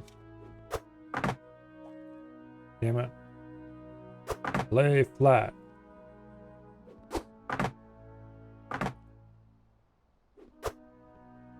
Lay flat. Good enough, I suppose. I mean, not really, but... Okay.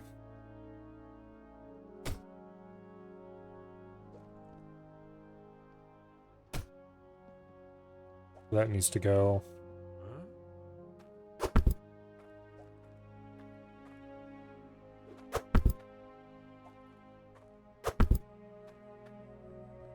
Okay.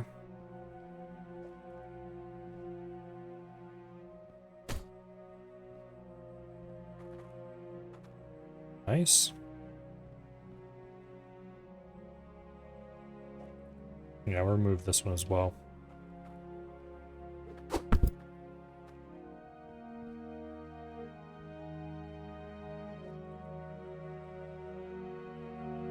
Then, boom, put that in. Where's my pickaxe? There it is. Okay, these need to go on the walls.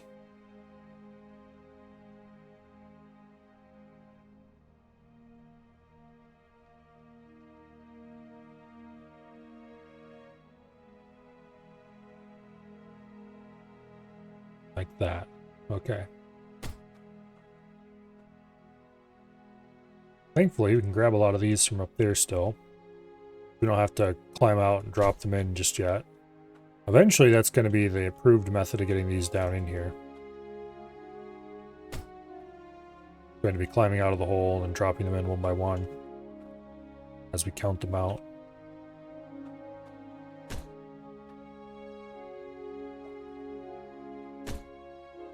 Alright, a couple more.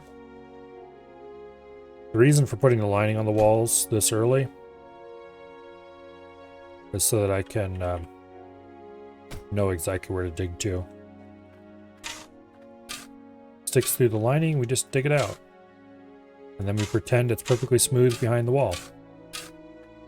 It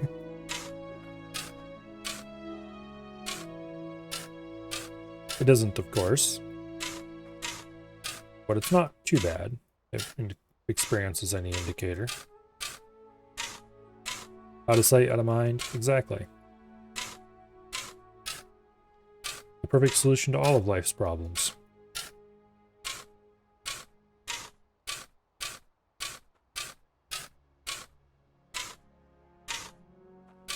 Okay.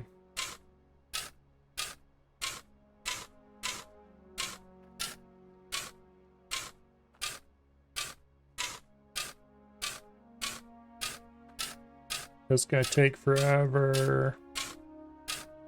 The one downside to them improving the rake.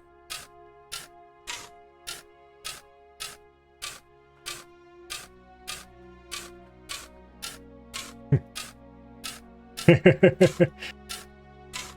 that might be going a little bit far.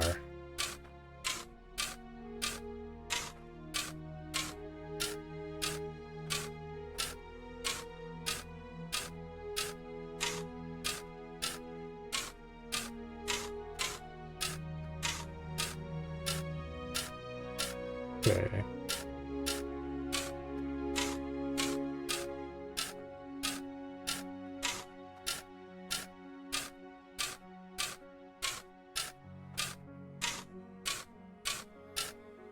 We're about ready to drop another set of, well, for starters, we need to get more ladders down here. Or not ladders. Stairs.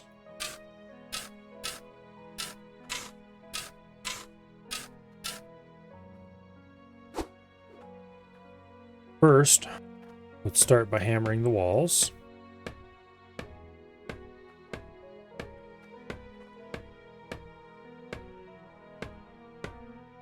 Then we hammer the existing stairs.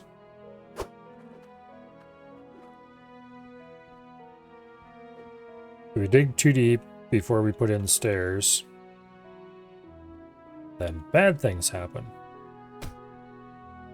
Okay, the next piece is going to be a floor bit. I highly doubt we can get it stuck in there far enough. I'm going to put it right up there beside the tool rack so I can grab it more easily later.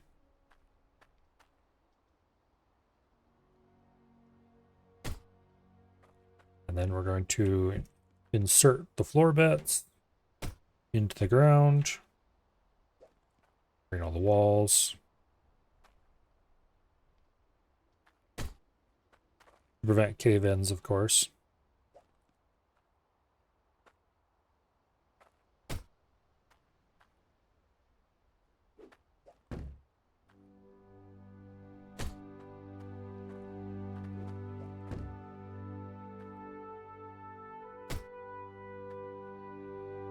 How's the money making going? Quite slowly at the moment because I'm not making money so much as I'm preparing to eventually someday make money. But supposedly off in the distance somewhere, I have a mine running that is making some amount of money. More than money, I need the resources to build the machines.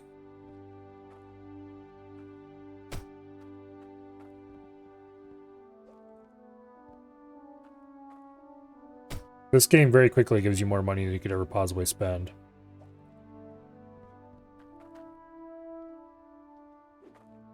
At least of the basic currency. The more advanced currencies, on the other hand,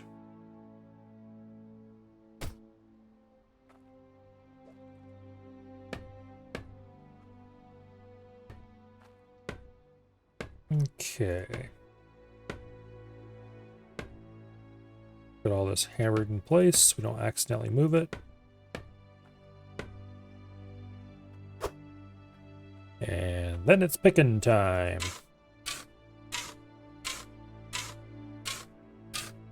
So because we have walls on here, we can dig away as much as we can, much we like, and we can't dig too much out.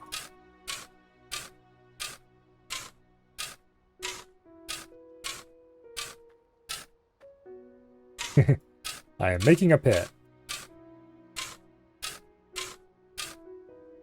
It is a quite large pit. And eventually, someday, this will have tunnels dug off the sides of it. And those tunnels will contain mining machines.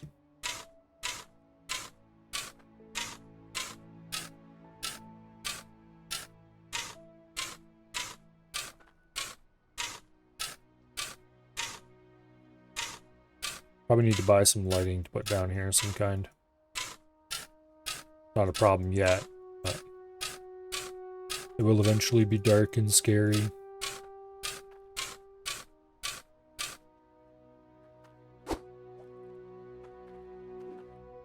Okay, this needs to be rotated.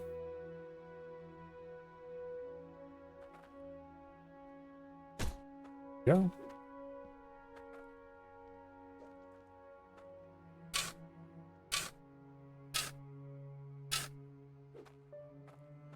Now I need to go get another step.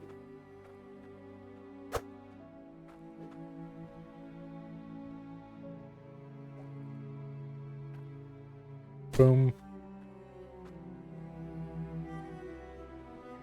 At the point where you can start getting core stone miners, you need prospecting tokens from quests.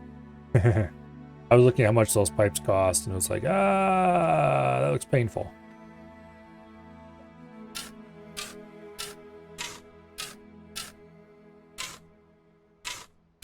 I suspect it will take a little bit of time to afford enough pipe to do anything interesting.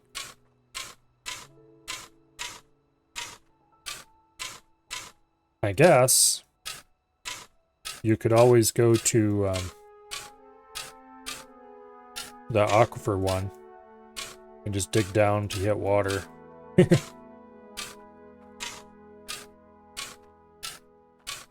There are king quests that give you a lot, but you have to do small quests to build up the requests. I probably should start focusing on doing the quests I can do. But I want to get this mine at least serviceable first.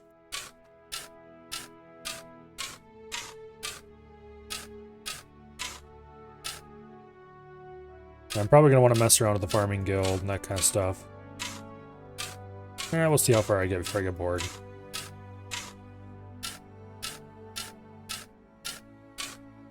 Or before something.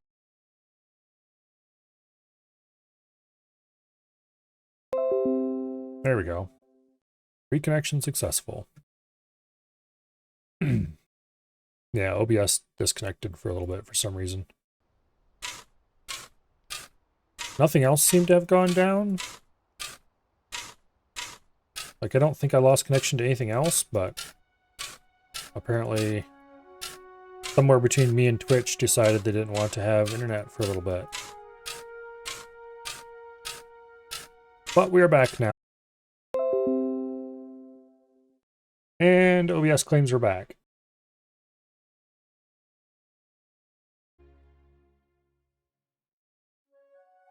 I'm going to go ahead and refresh the monitor stream. By the way, chat is working during all this.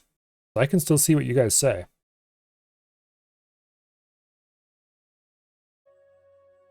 But the feed from OBS to Twitch is dying. And the net status monitor is reporting that it's up the whole time, which means it can still ping Cloudflare every 5 seconds reliably. So it's probably something between me and Twitch's video servers. I don't have any chat reconnected messages or anything like that. Let's just hope it doesn't do that again.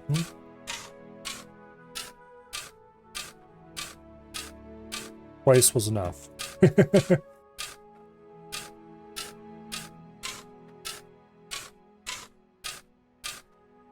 In any case, I would recommend, even if the video is up for anybody, refreshing. That way, it should remove whatever delay that little incident induced. And so you're not behind.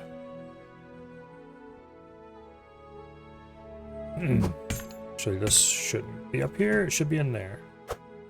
Let's drop another set of floors. 1, 2, 3, 4. Let's go see if that's enough to get this started.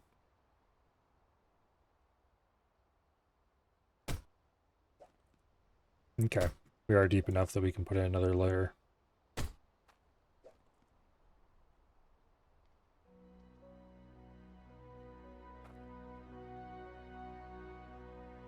I'll have to pick out a little bit more there.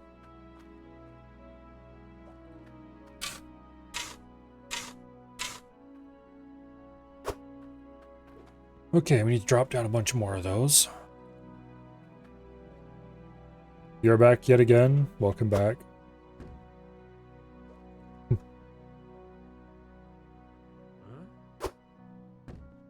And enjoy your food, Dread. 3, 4.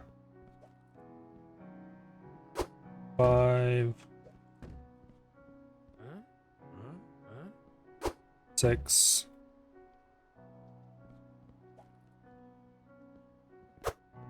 Seven. And one more, and then we'll drop down a stair piece as well. We'll probably just carry it down, honestly. No, I'll drop it down because... There. Well, we'll carry it down then. Whatever. Alright, that goes in like so. Alright, I have to pick that out a little bit more.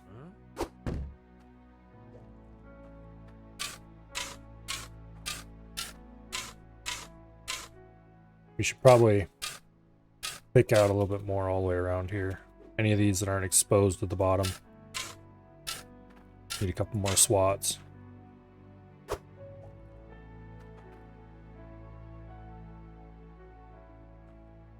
Come on. There we go.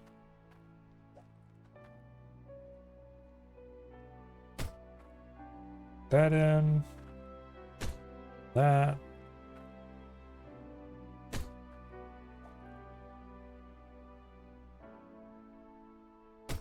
There. And there. And finally, that one. Alright. Now, engage in a bit of hammering. Got all this locked down. I am glad they changed the hammer so that you have to right click to unhammer something. Because it used to be really annoying. Left click, both hammered and non-hammered. And it was a bit of a pain in the butt to make sure you didn't accidentally unlock something.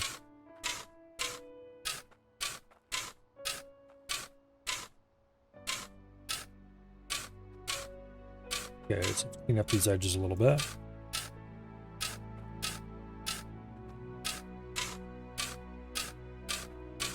And we'll just pick a corner to dig down and work our way across.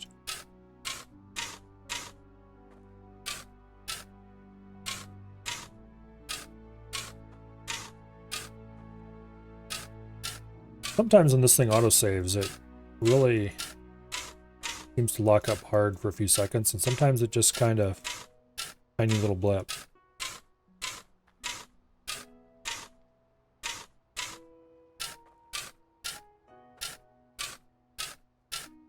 Probably head back to the other claim to see if it's if it needs to be smacked with a wrench again. I assume it probably does.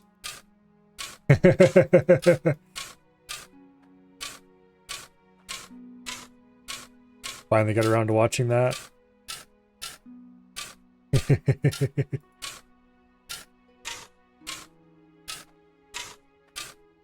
I'll tell you what, if you can get Mom's permission, I might consider it.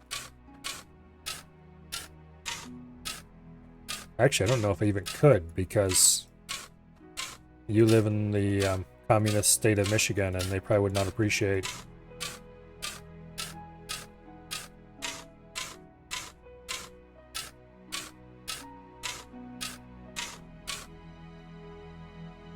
All right.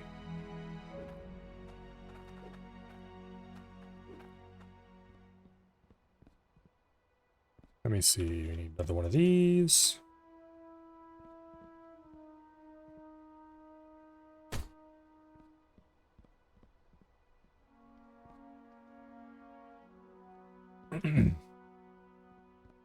Okay, let's move this down a few levels. There. Hammer it in place. Oh wait, while we're down here hammering, let's hammer that.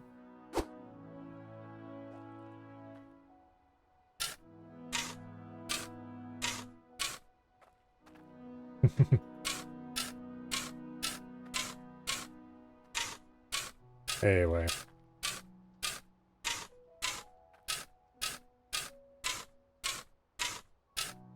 I'm not sure what the legality of doing a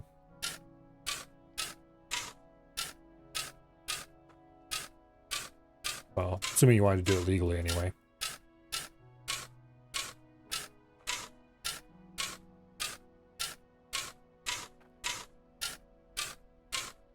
All sorts of fun and exciting edge cases in there.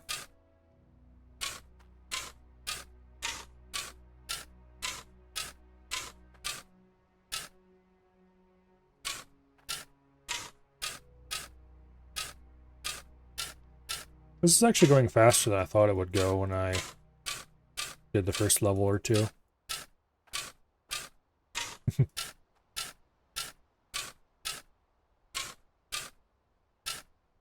Because technically, this is a firearm.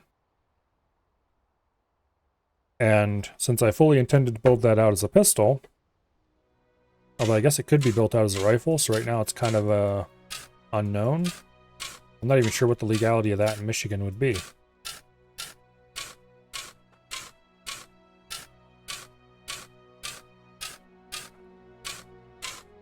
But anyway.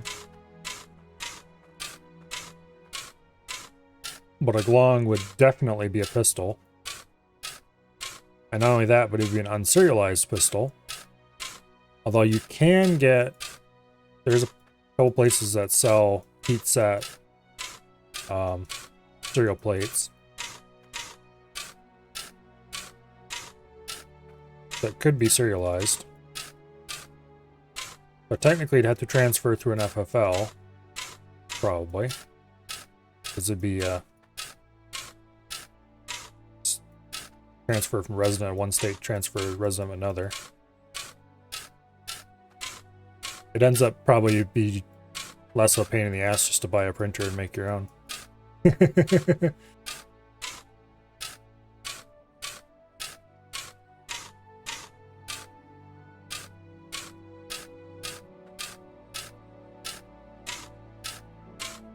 do it all legal and above board, of course.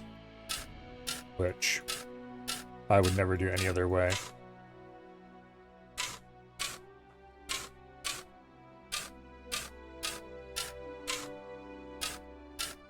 And if anyone doesn't know what we're talking about, there's a video in my Discord. I think it's in general.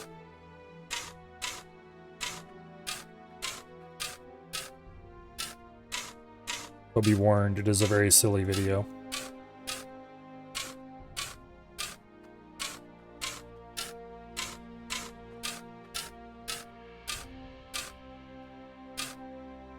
Okay, time to drop another set of walls. 12 more down the hatch.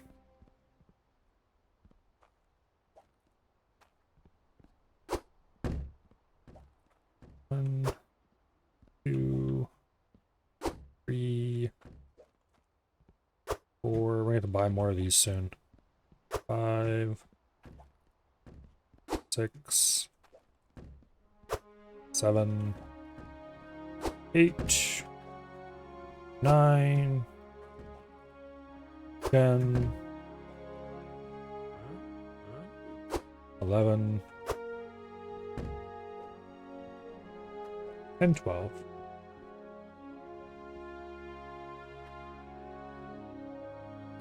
Boom. Boom. Boom.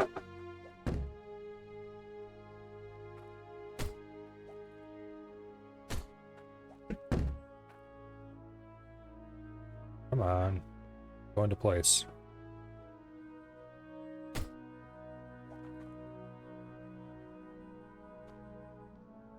There we go.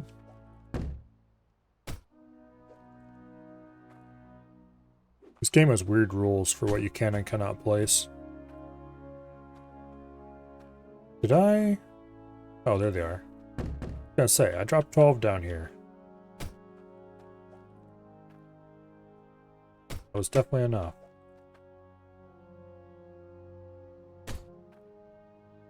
Okay. It's hammering time.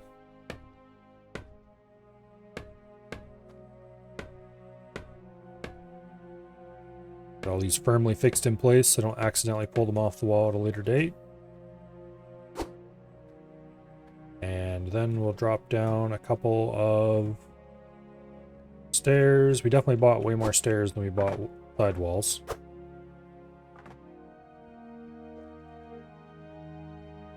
Oh, we need another floor piece.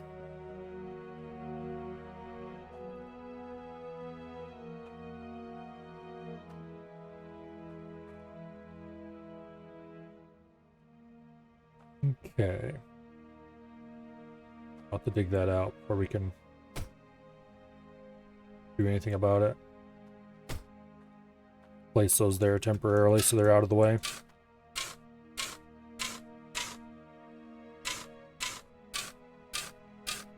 And we'll dig the corner out. Looks like we either have hit or are about to hit tier 2 dirt.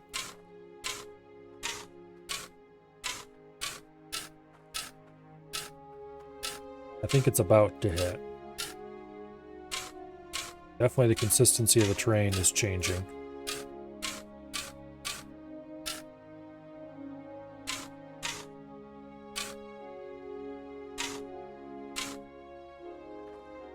Okay.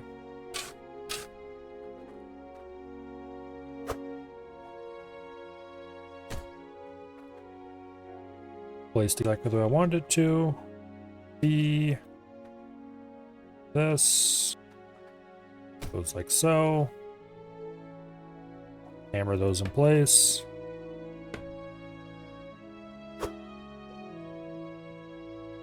Okay.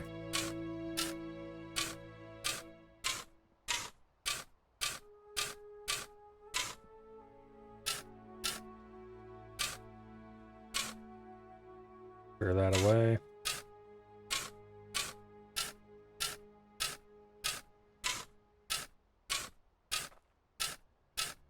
We'll just keep working our way around the walls for now.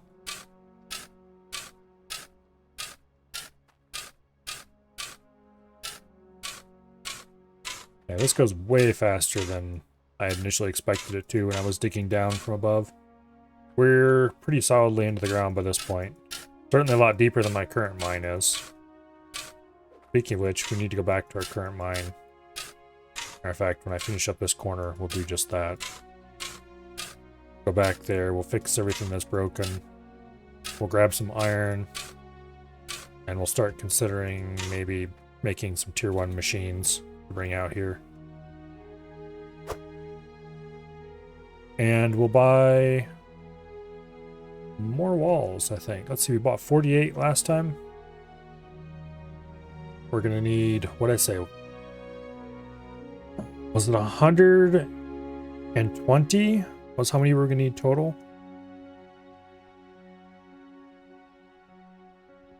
Something like that. Anyway. Let's drive the truck back here to the water area and refill it.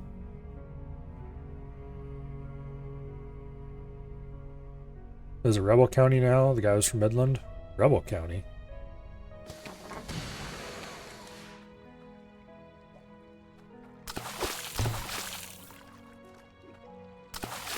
Okay, we can't get up on there from that side.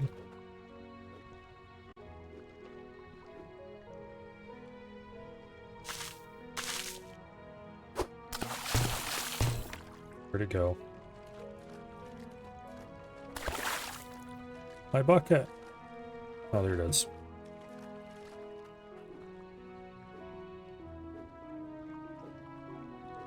Come on. AK-47s for everyone. Looks pretty full. You know, that is by far the most everybody's favorite sound to play on this channel. That one plays way more than every other one combined at this point.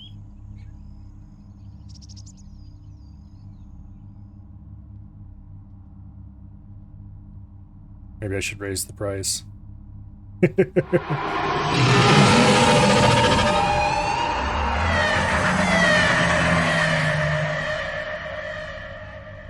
And that is probably the second least popular, with the X4 enemy sound probably being the least popular.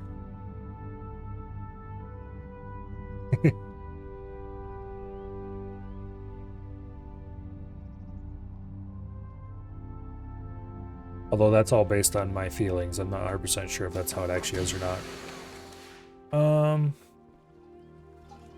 Let's check the repair status here. That's 45, 31, 77. Okay, we're gonna repair all of these. Maybe not the end one. Let's see, this has 2 wrenches in it. We'll go buy another pack.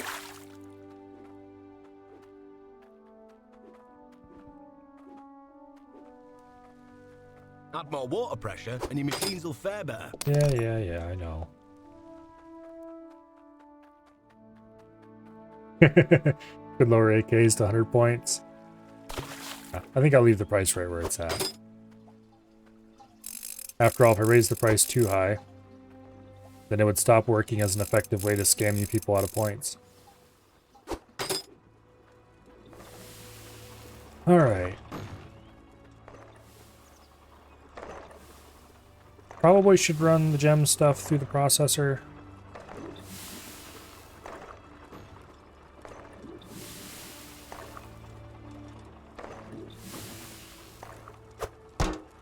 Okay. As soon as this gem drops in, I have a brief window to replace that.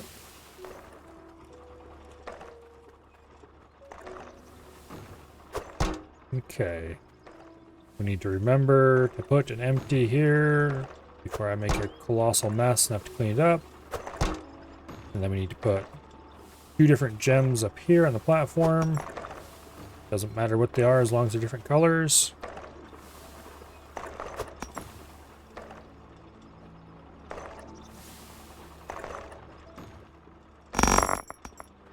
Go.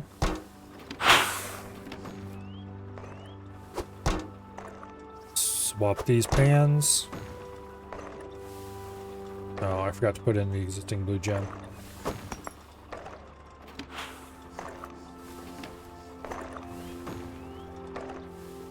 Go. Then we're gonna grab the red gem off there, so we'll put the old red gem in.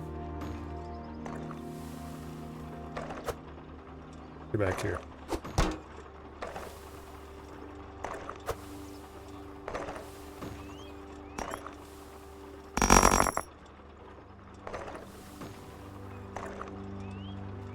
Why did the Cloudium go straight? There's a Cloudium chunk right here. Damn you, game.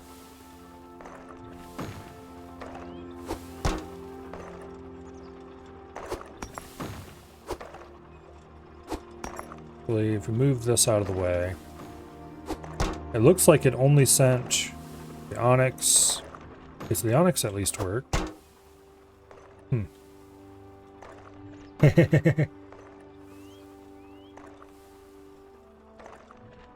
of wish you could move your points from other channels here, say AKs for hours. Well, fortunately, not really an option. I'm gonna go try to dump this stuff back here. Yeah, they're just totally ignoring that thing. Okay. That's bizarre.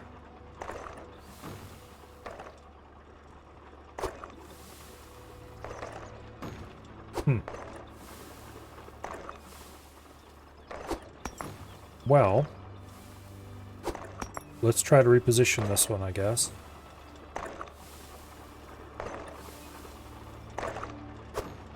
No, don't fall in there.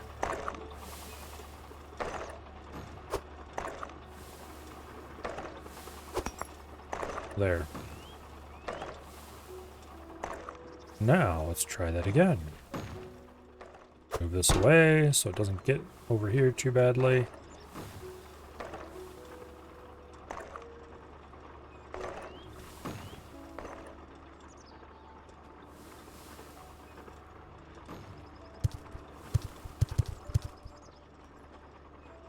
Okay, there we go.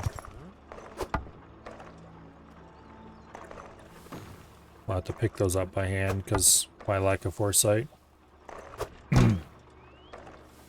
Good night.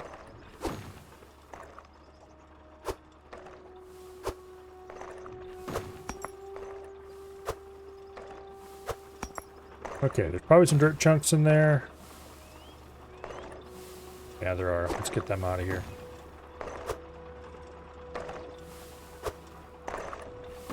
I think that's all of them.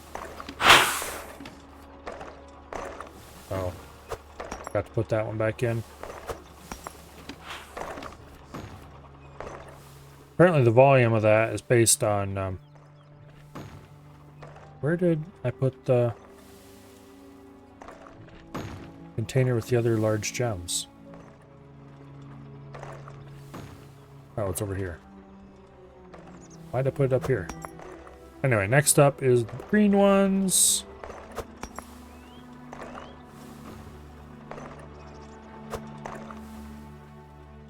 This contains just green ones and onyx. We need to get a pail for the onyx. Or a pan.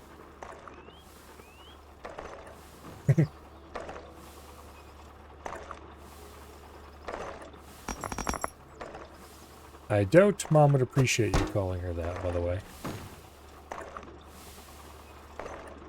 Wait. Was there no onyx in there? Oh. If there was, I would have dumped in the rest, because... Yeah. Derp. Okay, I don't see any onyx. Oh, the onyx is in with the green. Damn it, I dumped the wrong pan in like a dumbass. Show me. Okay.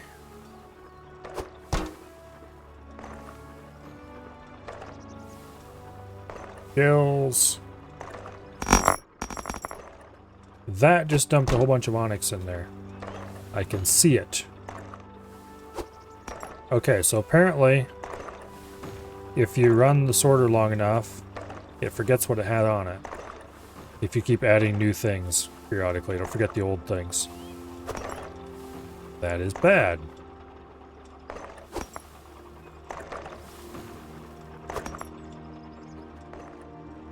Alright, if I pull this lever, we're going to rocket onyx to the heavens. Let's pick out as much as we can first. I think we got it all. Looks like we got it all.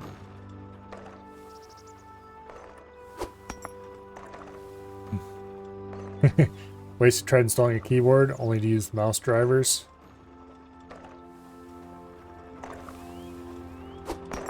Needed drivers for a keyboard?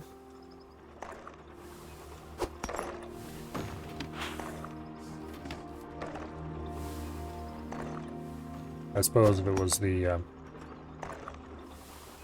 macro software or whatever.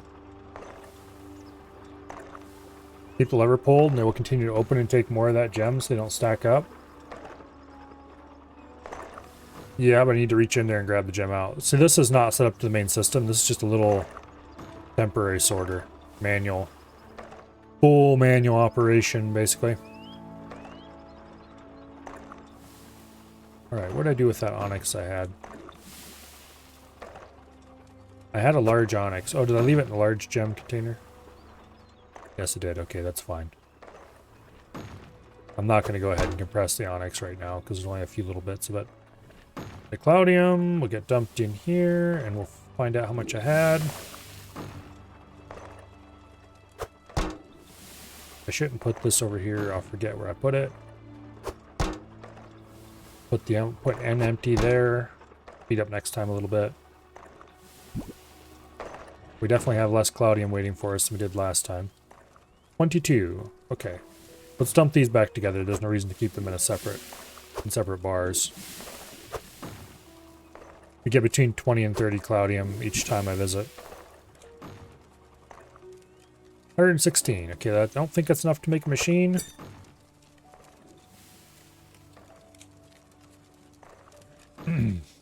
Wanted a British keyboard setting. Oh, weird people and their weird non-standard keyboards. Just use the proper American layout like all sane people.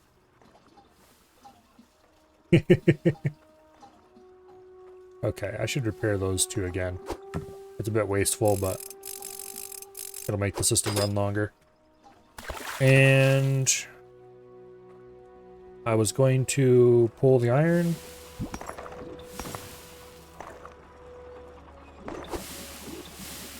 How much iron do we have? We don't need more money right now. That's a lot of iron. Okay, so we can make all the tier 1 machines we could ever want for the second mine. Assuming we ever actually want to do that. We'll put this back in the iron smelter for now. Because I'm not going to go make tier 1 machines just yet. I may never put tier 1 machines in at that mine.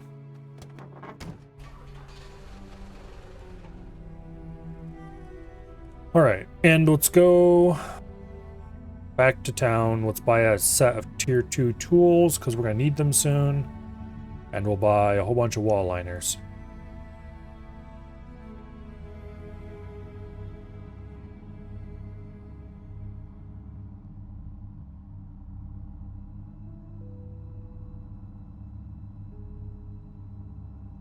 That should be relatively sane.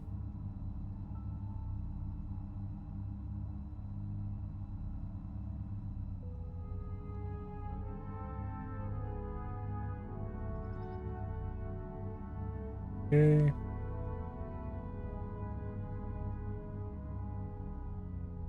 I want to buy tier 2 tools. Tier 3 tools are a little bit out of reach for the moment. I should be doing quests to help resolve You that, won't find better prices than these. but it's not really worth it. Okay, tool rack. Can I put the tools I want to buy right into it? Nope. Okay. I do want to buy a tool rack for these. After I buy them, I can load the tool rack up. We need a tier 2 rake. That was never a thing before. It is now. Don't particularly mind. Tier 2 pickaxe. And we'll take another hammer if I can find one around here. Because I want to have a hammer on each and every tool rack. Gem chisel. Cuts gemstones in half. Okay. Oh, so that's like the saw, but for gems. Interesting.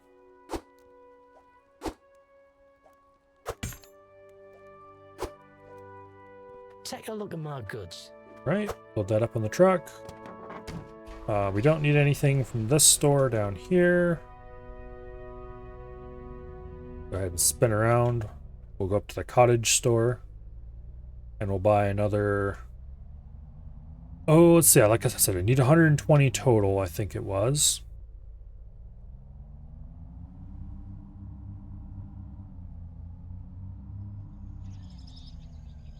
And we bought 48. So we need 72? Yeah, 72.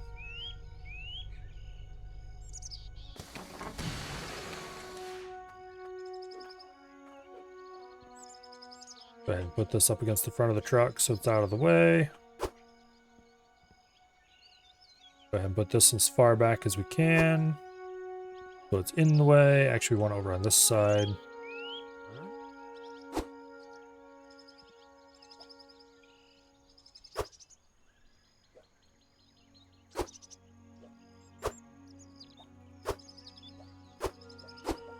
I've lost track already. Damn it, how many to pick up?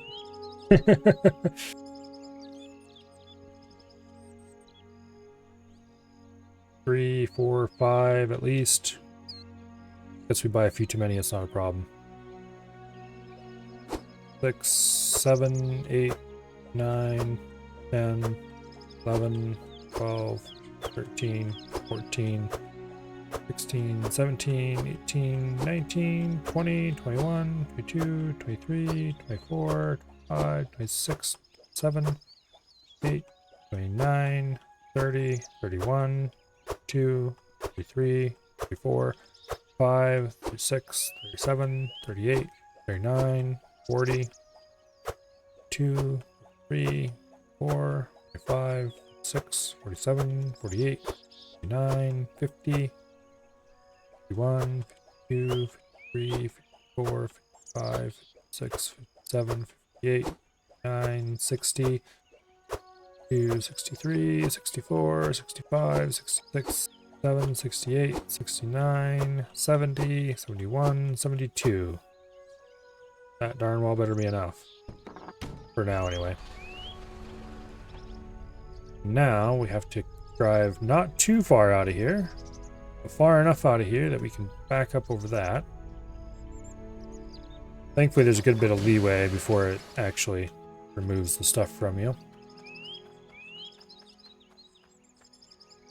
And we can just get our money out. I throw around the truck again because I parked weird. This is definitely not an Avi stream. He struggles to count past 10. Oh wait, we need to press the purchase button while we're here. Boom.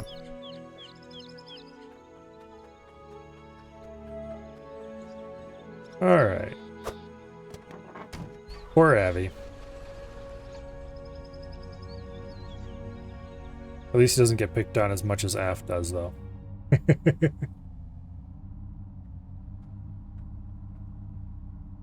I think that's all we came to town for.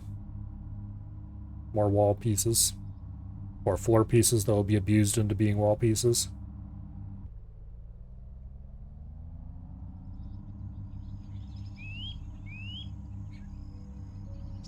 Oh.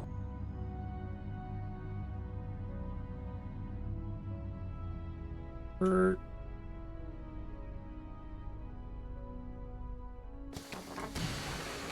Alright, so yes, we need to drop another 12 down there. So we'll start with the ones we had in hand already.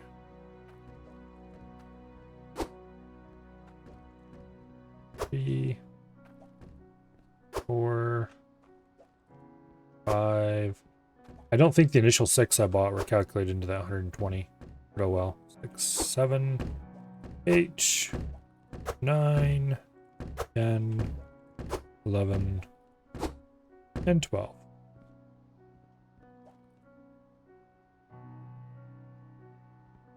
Okay.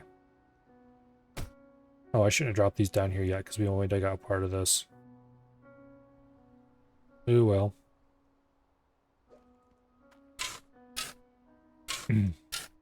Those won't fall on our heads or anything. This physics is weird in this game. Optimization. They turn physics off for an item after it's at rest. So theoretically, we can probably dig the floor out from underneath them without them falling. I know if you drop an item on a floor and then remove the floor from underneath it, it'll stay where it was dropped. No, it's shifting. But look, the ones above it aren't shifting. It's only the one that's actually touching the floor that's shifting. Yeah, no fall damage. This game, I don't think it even has a concept of player health. Or anybody else's health, for that matter.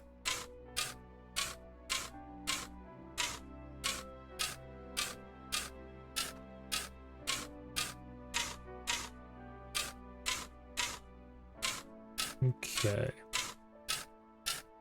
Yeah, you can definitely see a transition in dirt types here. But this apparently is not the tier 1, tier 2 boundary. Because I can still dig this with my tier 1 pickaxe.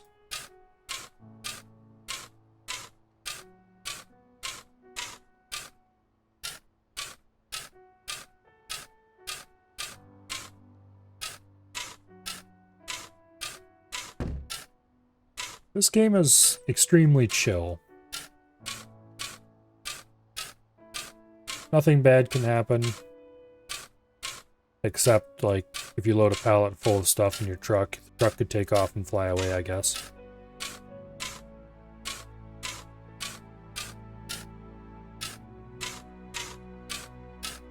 But it is purely a relaxing adventure in building and gaining a very great deal of resources. It's not particularly difficult to get the resources you need, for basic construction anyway. And the more advanced resources, I don't know, a little harder maybe.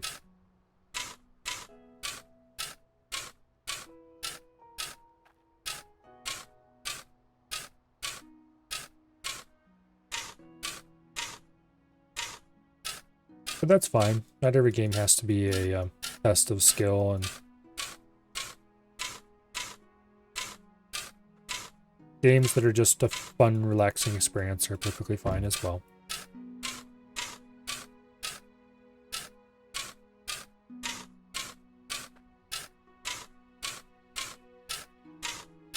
Although some people don't like this game because it's tedious. They don't like having to, the way the inventory is handled, namely that you don't have one. That you have to pick up and move everything one item at a time. Unless you're using like a pallet or something like that, that you can put things in.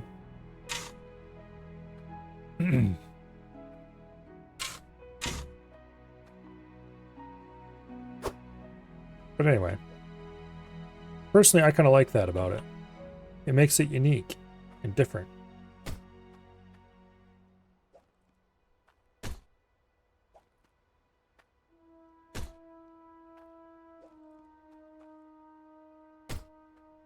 Okay.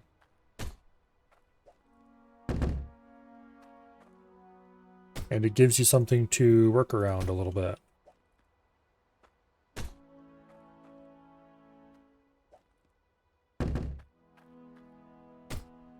Okay.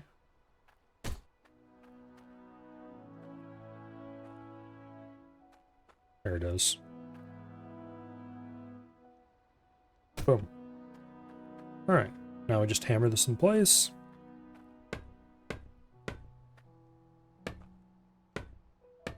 And I'm going to unhammer this tool rack and take it out of here. And we'll bring our new tool rack down here.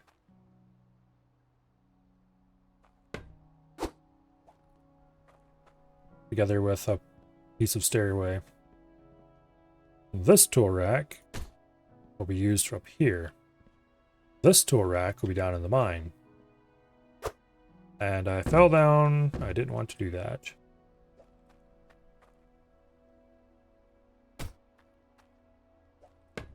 Hammer it into place.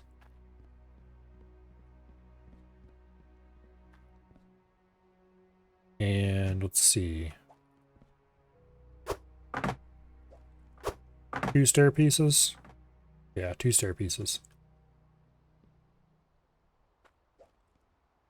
Not to say I don't like true survival games, because I very much do like survival games.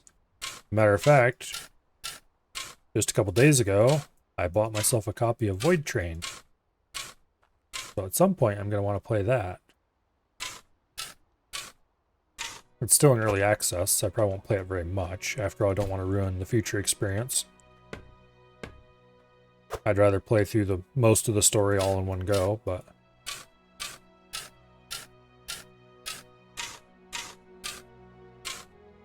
sometimes a change of pace is nice.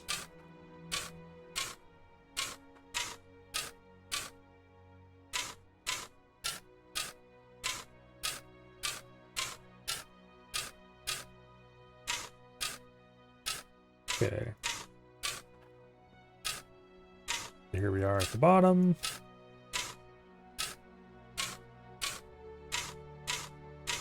I need a light way down at the bottom. Maybe I should play that game someday for Nostalgia Night. Although that's not an exact quote. Void Train is weird. Yeah, it seems like they have had an idea, but it wasn't 100% sure how to express it.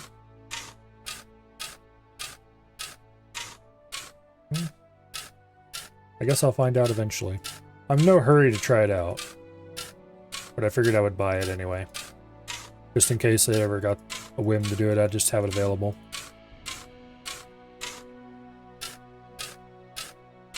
I'm kind of tempted to wait till it leaves early access, but yeah, we'll see.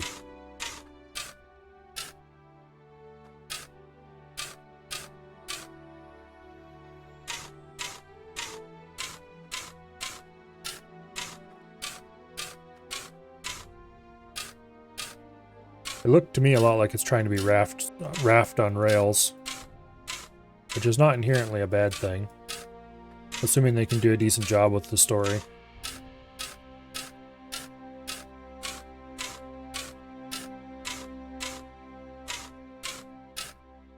Okay.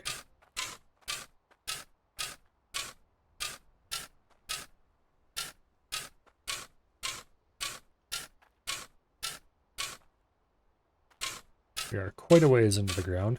I probably should have kept using the tier 1 tools until I hit the tier 1, tier 2 barrier. So I would know exactly where that was.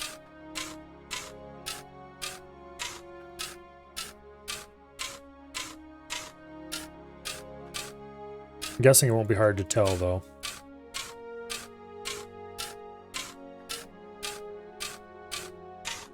I mean, I kind of assumed that this would be the tier 1, tier 2 barrier where the ground changed to this clay looking stuff. Apparently it isn't.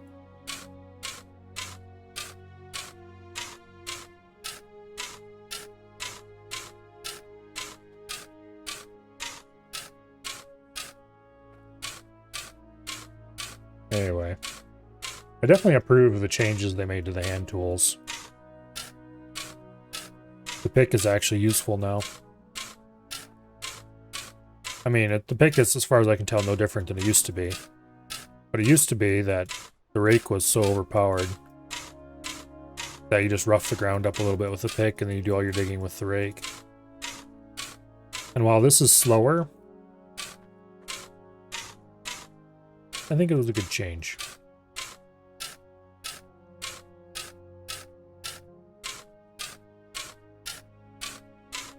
The rake needed to be improved.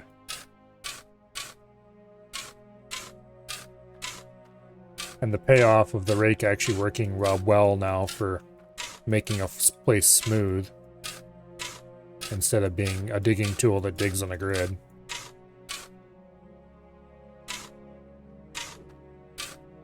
Makes the whole thing very much worth it.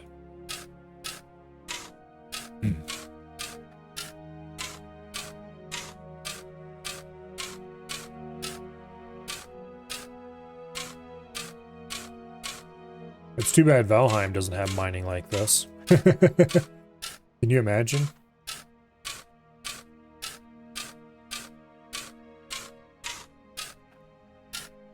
Valheim's adventuring and building with this level of fairly detailed voxel digging. How far am I going to dig? Until I can't anymore. Because the deeper you mine, the better the resources you get.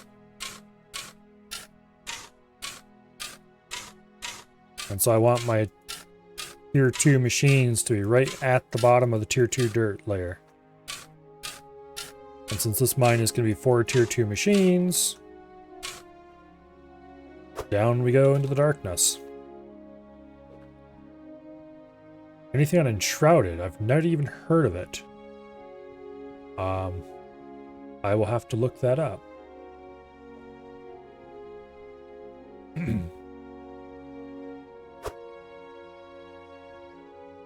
Combo of Valheim and Zelda. Let's see. 1, 2, 3, 4, 5, 6, 7,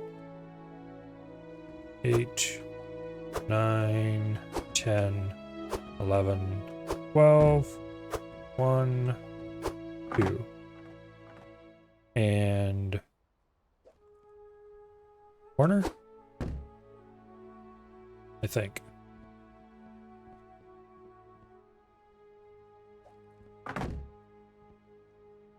Boom. Okay. We'll put this in over there against the wall. And this right beside it.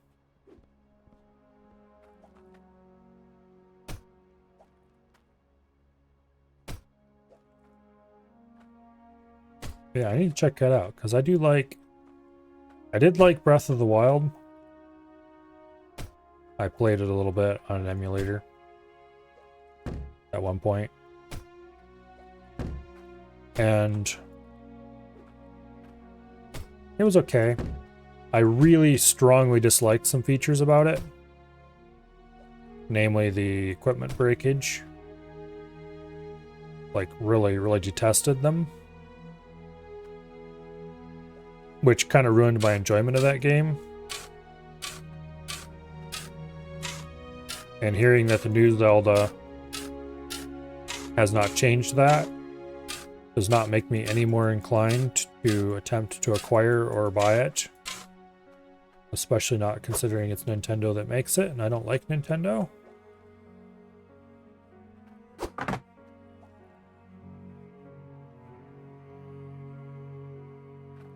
Okay. They definitely don't deserve any of my money. I'm trying to figure out how to set up a Switch emulator. It is not particularly entertaining to me.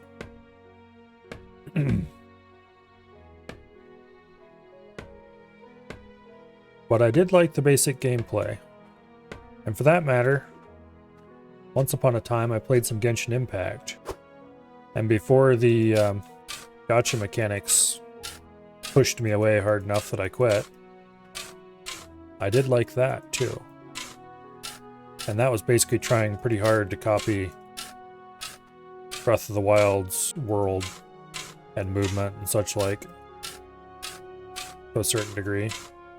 You had a glider, you could climb, stuff like that.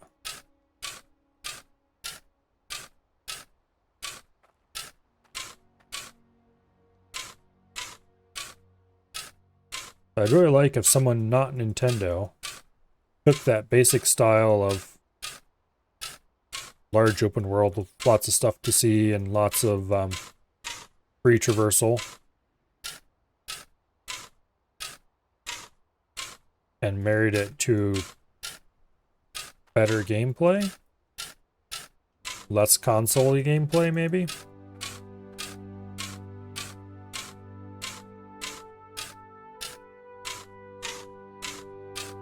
Or maybe like Genshin, but less terrible mobile game.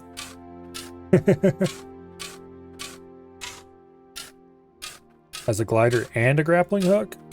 Can you also climb up any surface you want to climb? Because if the answer to that is yes, then I will definitely be checking it out.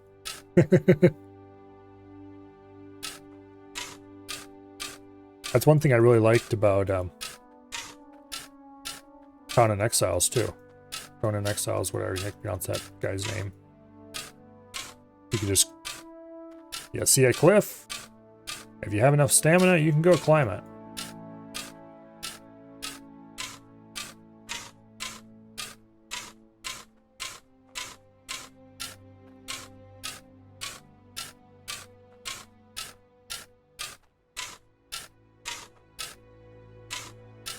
Anyway, of course it depends what the gameplay around the traversal is like as well.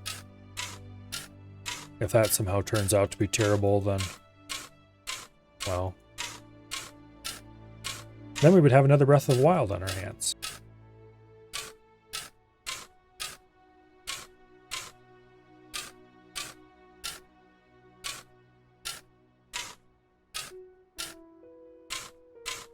Conan Exile is really good. It definitely has its downsides. It's not perfect. But the only I played that, I mean, I bought it at some point. Don't even remember when. Can't remember if I played it before I had internet. Like, but I definitely played it at some point after. On a nice little multiplayer server I kind of randomly picked from the list. I was just scrolling through the servers like, well, what kind of server would I like to play on, you know? Try to find something that is likely to not be a toxic hellhole. Which definitely means no official servers. Because I don't care. Survival game official servers, it doesn't matter what game it is, they're always a toxic hellhole.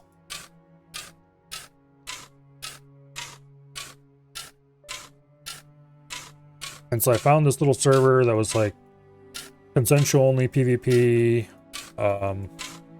roleplay server. I was like, okay, I'm not too enthused about roleplay crap, but roleplay servers tend to be a much more,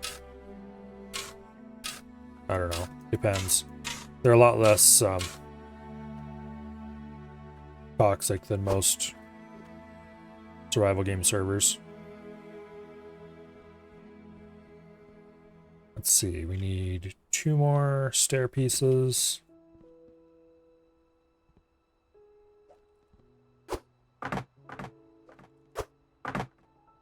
No corner piece.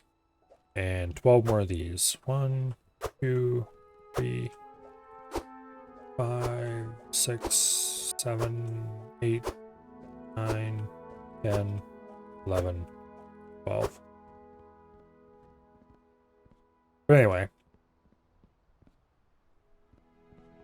So, turned out to be quite a nice little server, relatively small community.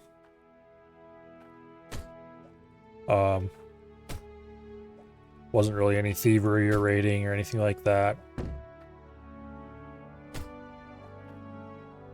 About the best thing you could ever find if you were looking for a nice server just to go build stuff on and run around and do PvE content with other people also in the same world. Because it can be cool to have other people build stuff that you can run past. It's like, oh, that's cool, you know, there's this castle over there or whatever type stuff.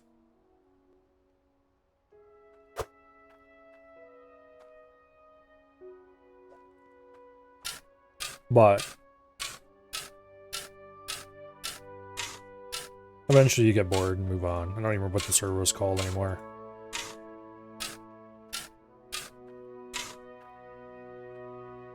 But if I hadn't found that server, I would definitely not have enjoyed that game nearly as much as I did.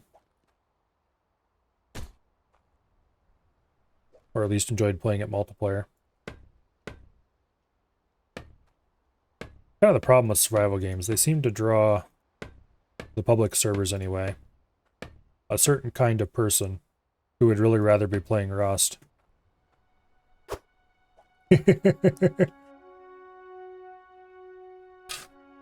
Friendly rivalry makes the game feel more alive than having only NPCs. Yeah, kinda. Not necessarily even rivalry, just other people doing things. Oh, it looks like we've hit the tier 1, tier 2 barrier right here. Or is this a tier 3 barrier? Nope, that's a tier 2 barrier. Okay.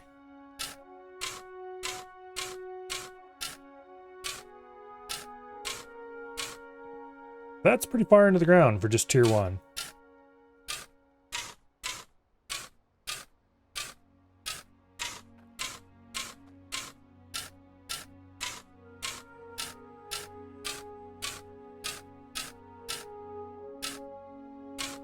But anyway.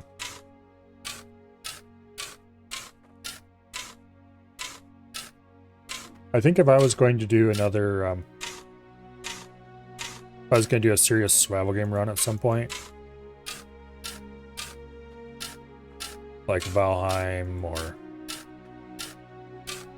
even Conan Exiles or anything serious like that that's got a pretty decent multiplayer, I think I'd try to figure out how to get a server going. I mean, it's not that I don't know how to run a server, it's that I would have to figure out hardware and that kind of stuff.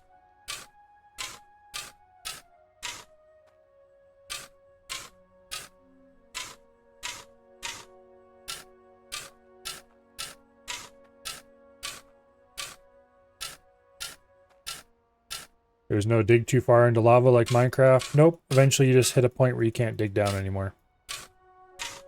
It used to be because the dirt was too hard and there was no tier 3 tools available. But nowadays there's just an undiggable dirt area. Like the same way at the edge of the claim. Let's go over here and take a look at it. Like right here, this dirt isn't even really dirt. It's a model that has a dirt texture on it. And you can see the line right here. Got dirt on one side and not dirt on the other. And this continues the whole way down and makes a basin.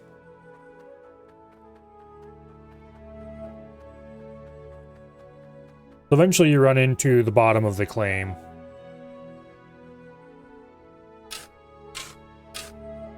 But we're going a lot deeper than this. Eventually.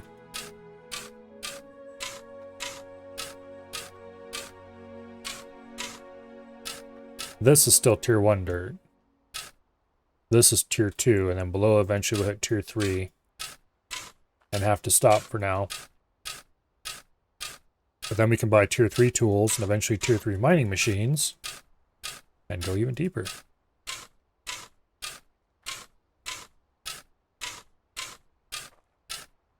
And there are veins of material in the game now. So just digging a random shaft like this and putting our machines at the bottom isn't necessarily the best idea. You can buy prospecting equipment and dig around, try to locate veins, and then when you mine those veins, you get more of whatever the vein is, whatever type of material the vein is.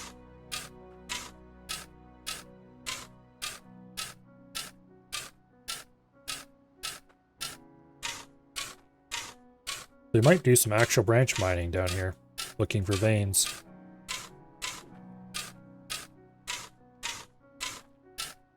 Although, of course, they're at all different levels, so who knows how good of an idea that actually is.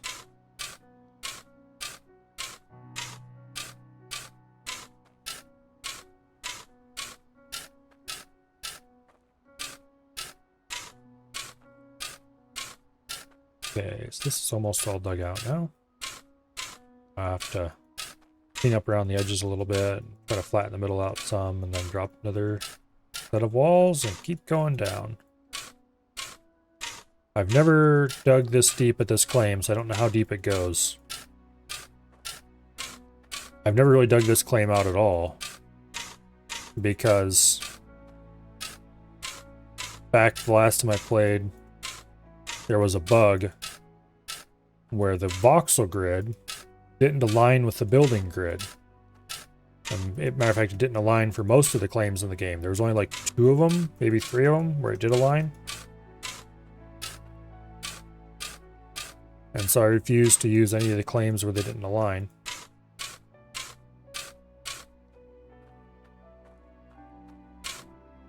Because back then, the rake was the way to dig. And if you dug with a rake,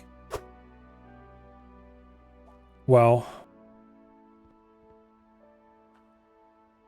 imagine this, except the rake, the box the rake is showing here, would be like at 45 degrees almost. Except not perfectly 45 degrees.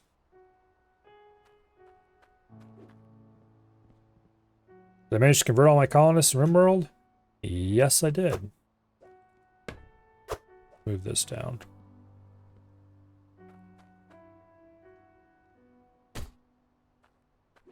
Everyone has been converted and is living happily ever after, except the pyromaniac who keeps making problems.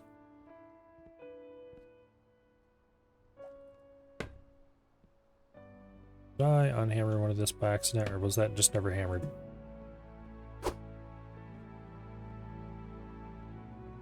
Anyway. Okay, what do I need down there? I need 2 stairs and a floor. Okay. Put in as much of this as we can, then we'll drop down the next bits.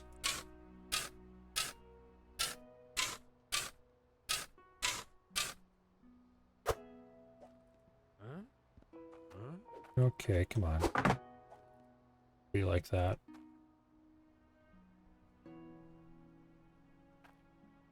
Boom. And then you go there. And we hammer all this into place. And now we drop down 12 more wall pieces.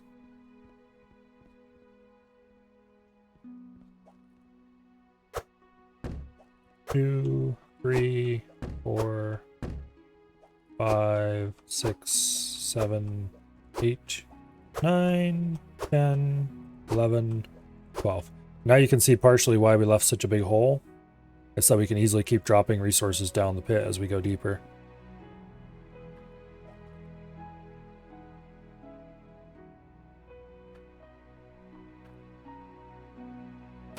Okay.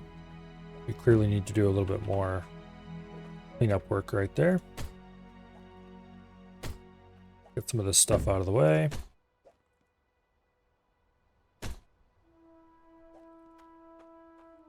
That corner wasn't dug out quite adequately.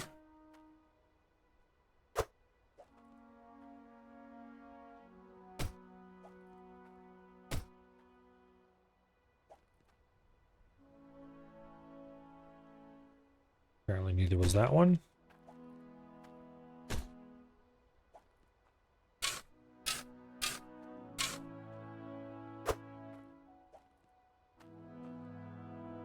Okay.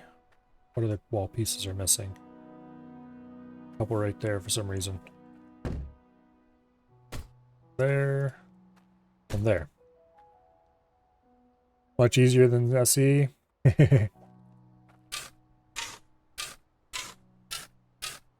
Space Engineers. It is a game. Sometimes it's even fun.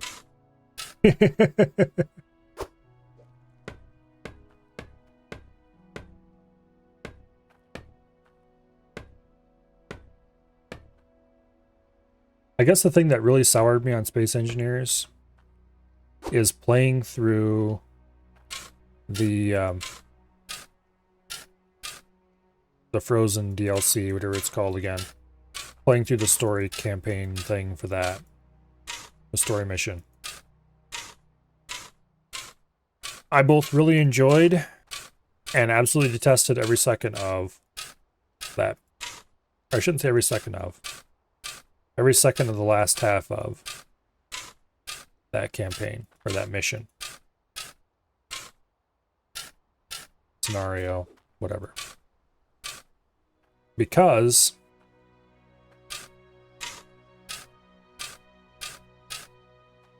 when I started that scenario, I looked at the starting vehicles they gave me and was like, I can build something cooler than this. And I had watched, I think, actually... Oh, we're down to the tier 3 barrier right here. Okay. Don't remember who it was that I had watched play a little bit of it.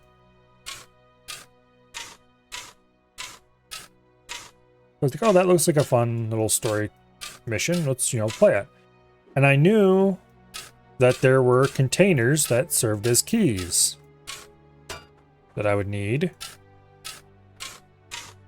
Because I saw them find one of those containers, and have to transport it. Yeah, Frostbite. Okay. So I was like, I'm going to tear these rovers apart, and I'm going to build myself a new rover built specifically for Frostbite. And I'm going to do, some cool stuff to make it. It's going to be armored. It's going to have a gun on it. It's going to have clamps on the back that can hold a container and move it around. So I can pick up those keys and transport them to where they're needed. It's going to have the ability to make its own fuel on location using a hydrogen generator. This thing's going to be cool. And so I spent a long and actually quite fun chunk of time building this rover.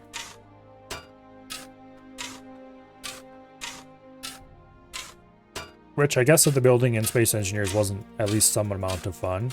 No one would ever play the game. But anyway, so I got this really cool rover at the end of it. And it worked exactly the way I wanted it to. I tweaked it a few times as I went playing through the campaign, playing through the scenario. And then I got to the underground section. And things seemed a little off.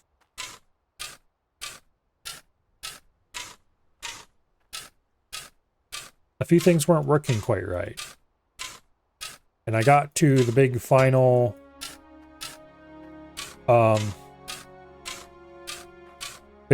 underground place. We're gonna call it complex, whatever. And the doors wouldn't open. That's weird. So I dug in through the walls, and there was nothing working inside. Everything was dead. That's weird. So I loaded up a copy of the scenario and did a different copy. And I teleported out there using creative tools. You know, followed the underground path quickly, flying around using flycam. And it was very different. Everything was out of power. I dug around for a while and found the reactor that's supposed to power that base. It had an entirely inadequate amount of uranium in it.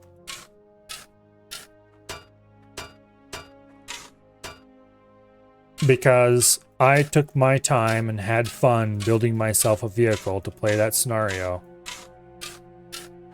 I was not able to complete it.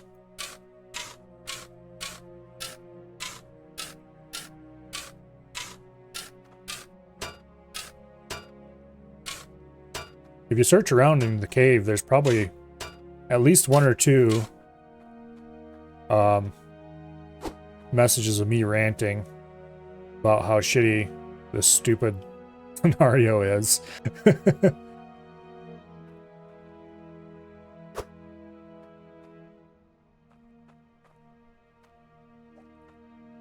So what I ended up finally doing is, because I wanted to complete it and I wanted to use my truck, damn it.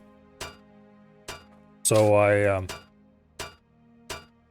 loaded up another copy of it, pasted my truck in, and just blitzed it through the story.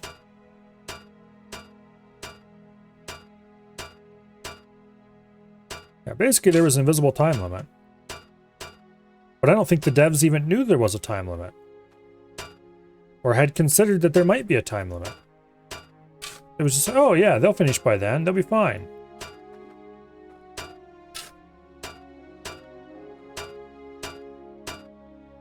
Well, I very much didn't. And it pissed me off. A lot. Okay, I think we can put another layer of wall going down from this. We obviously can't dig down any farther, but there's probably only 6 pieces in here, which means we need to go buy another 6. Let's just put 2 in for now and go see if I can actually place them. Okay, I can. That's good. But anyway, that made me extremely unhappy with Space Engineers, and I don't think I ever quite recovered.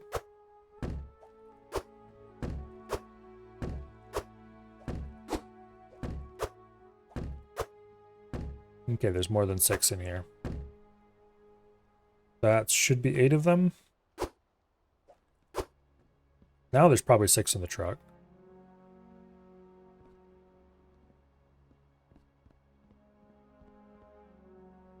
But anyway, it was a fun scenario. I liked it.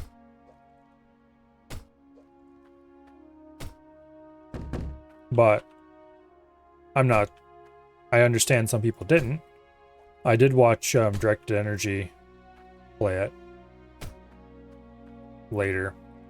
And apparently they didn't appreciate it very much. But I kind of did. It's just that experience of getting to the end and just mysteriously nothing worked. And I couldn't figure out why for a little while. It really soured me on the whole thing.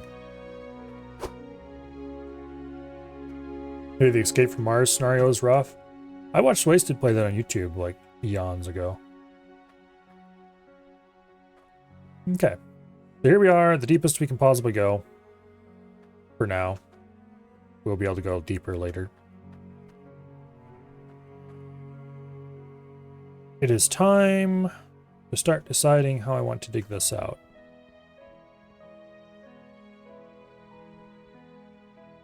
Like what kind of room I want at the bottom. And whether I want to... Okay, so I'm thinking about doing this a little differently than what I did last time. Last time I had a mine with mine stuff down here. And then up at the top, I had buildings with the sorting and all that fun stuff up there.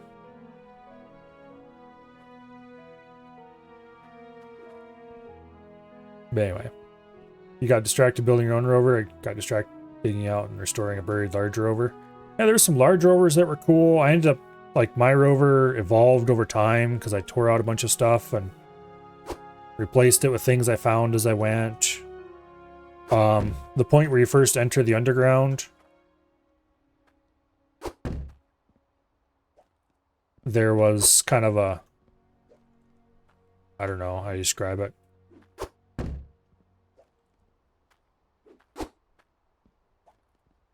There was a kind of a room there.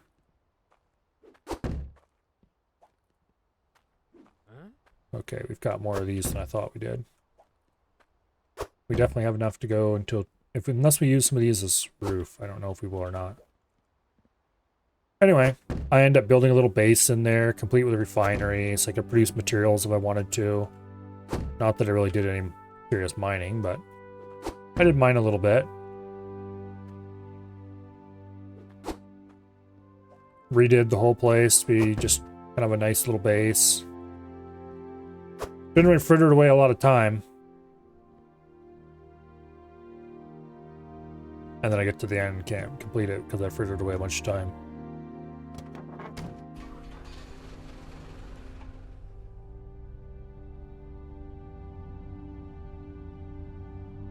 The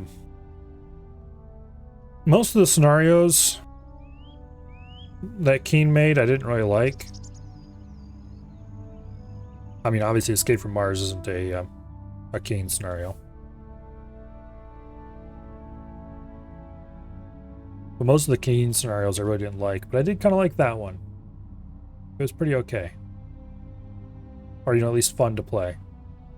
Up until, you know, the event. Let's buy a whole bunch of pipe. And let's get that place plumbed. Actually, no, let's not. Let's go around and look at floors. I don't think I want to use stone floor in there. Tempted to use, or not stone floor, wood floor. I think I might use stone floor. Let's go take a look at what the stone floors look like again. Refresh my memory.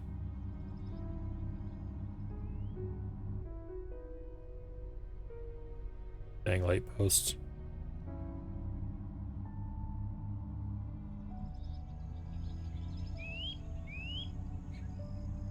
I mean, it is fun to build stuff in Space Engineers.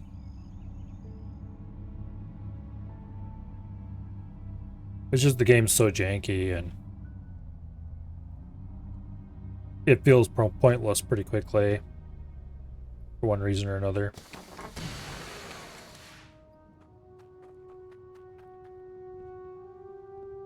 Okay, so the stone walls, I don't really think I want to use stone walls to line my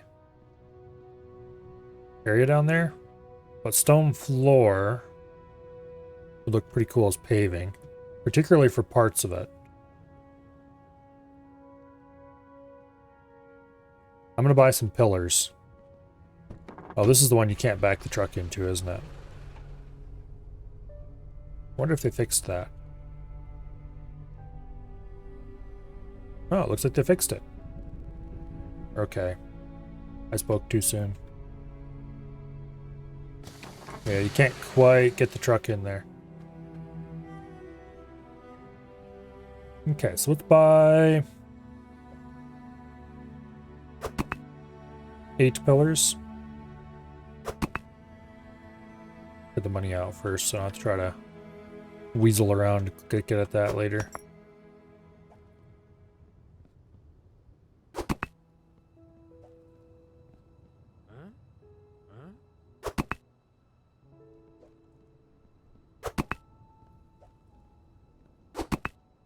Okay, that should be 6, 7, 8. Pay for that, load it in the truck. Quests are easier than thought, you just have to get the weight at or above requested. Yeah.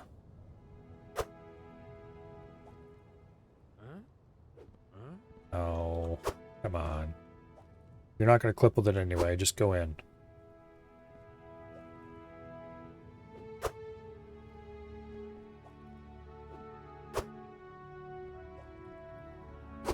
There we go. Okay, so we have that. Do I want to do caps on the pillars? Yeah, I kind of do. We'll do top and bottom caps.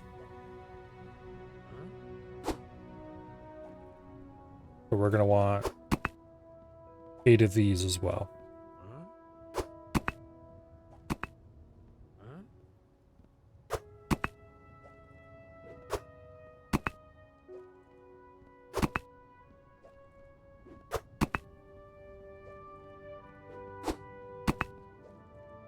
Okay. Get back on the buying platform. And I think we're going to buy some floor to do at least 1, maybe 2 rings around the bottom.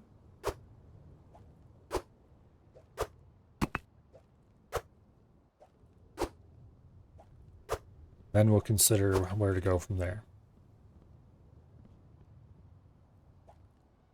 So we need 3 per side.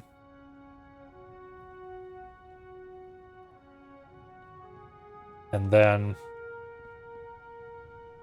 4 in the corners. And then, so that's just that'd be a 1 ring. Be a total of 16 for that.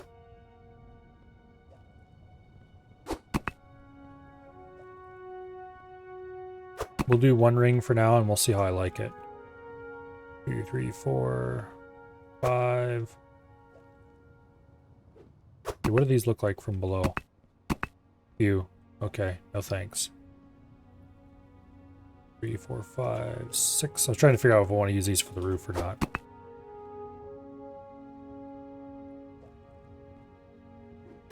Seven. 8.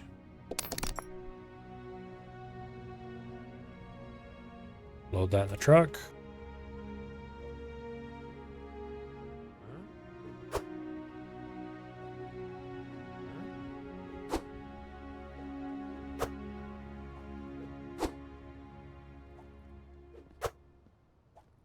Okay.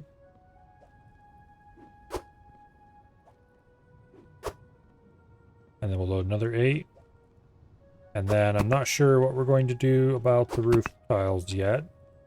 We might use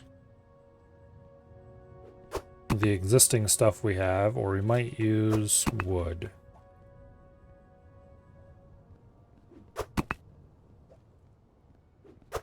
Seven. There's 8. 2, 3, 4, 6, 7, 8. Yep.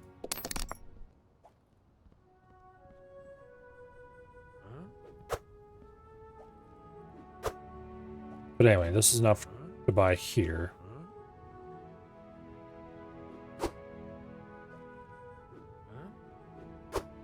We will go... Whatever we get, we'll buy from Bridgeport for the roof. Unless... we could dig a bit of a vaulted ceiling and put in an actual roof. No, that'd be stupid. Let's not do that.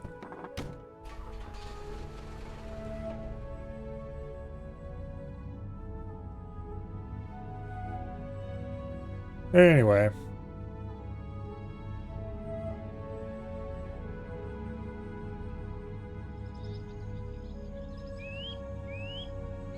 I think I'm gonna dig this out a little differently than I was originally thinking. Wait, is this the path to the aquifer? That's the path to the aquifer. We missed our turn. We want to go straight up this road.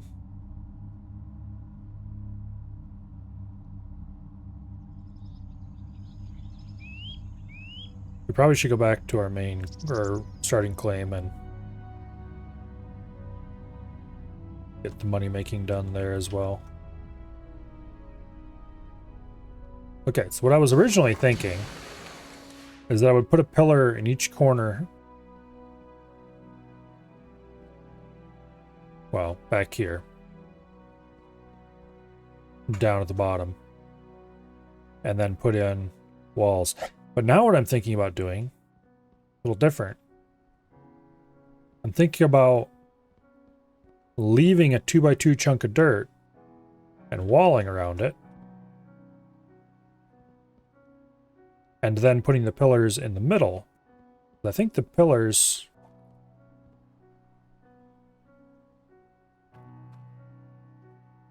can go in the middle of a tile. Yeah, the pillars go on corners.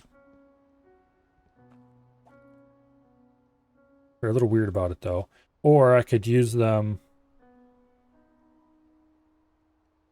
Yeah, okay, they go on the corners of a existing tile. Or I could use them to kind of bracket entranceways to the hall. That might be an even better idea.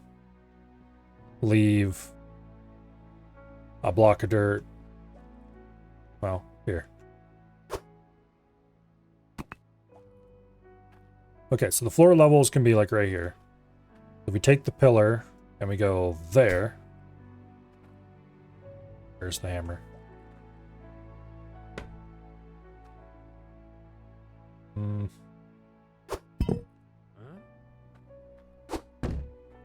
Okay.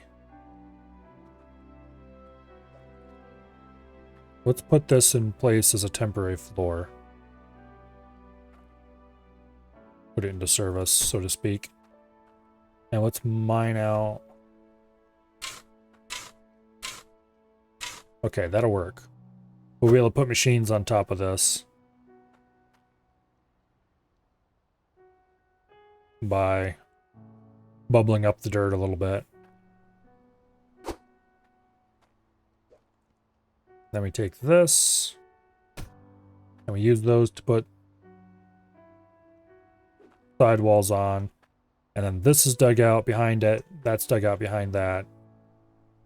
But not like immediately. We dig in a tile inward.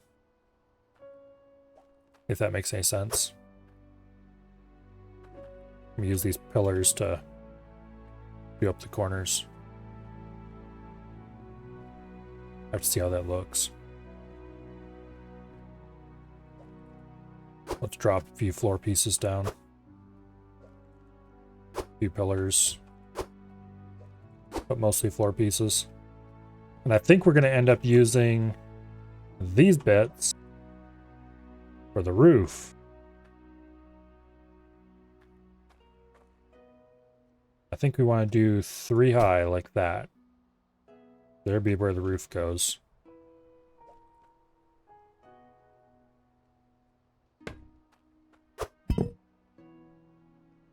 We'll leave that in place for now.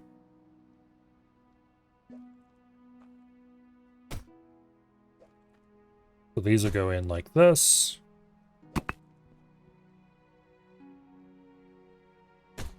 That goes there. Help make this look nice.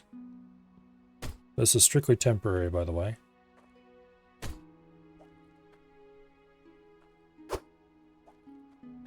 Like, we're not actually gonna have a floor here long term. I mean, we might have some amount of floor there, and then there'll be a split with stairs going deeper.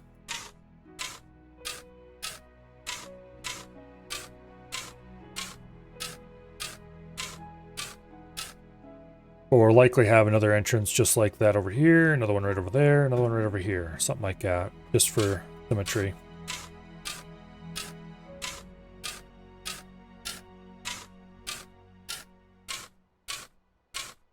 And this will be where all of our stuff is.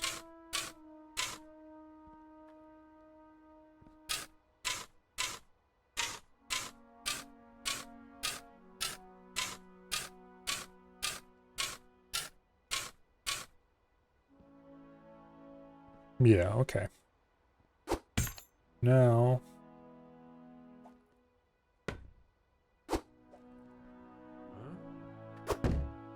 bring this in here so I can reach it more easily.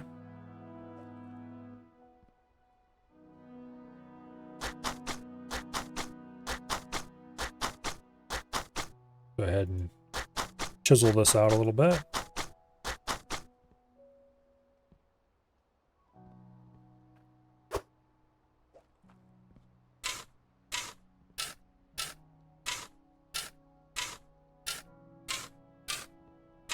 We can dig up to the roof here.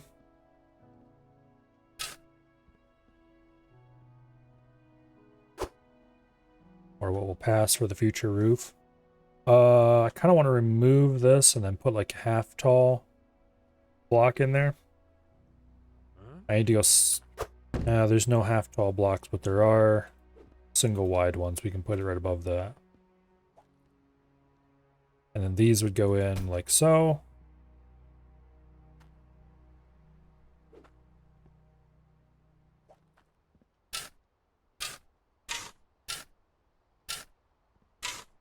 Look all nice and pretty, like proper roof. And obviously this is going to need lights, and I should have bought some half-tall pillars instead of full-height pillars. If I go back and buy half-height pillars, it'll work. Let's throw down one of those pillar bases and see what that looks like if I use those actually to flank the doors. Just one for now. And stack these off to the side for now as well.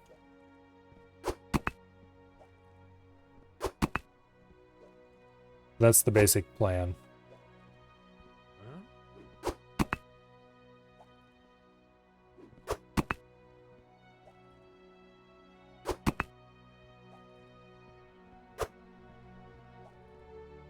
Okay. I got all these on one pile? Probably not. Might as well start a second one right away.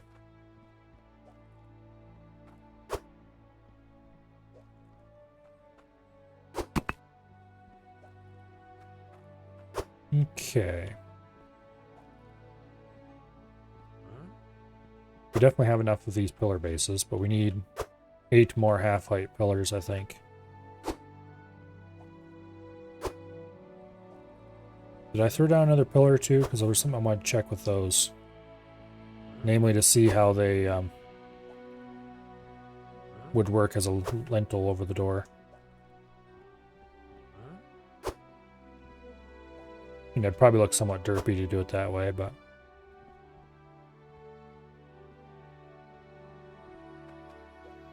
Okay.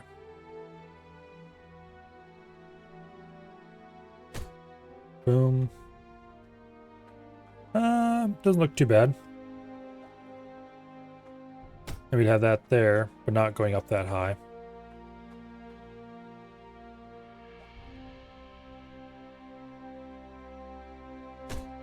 Boom.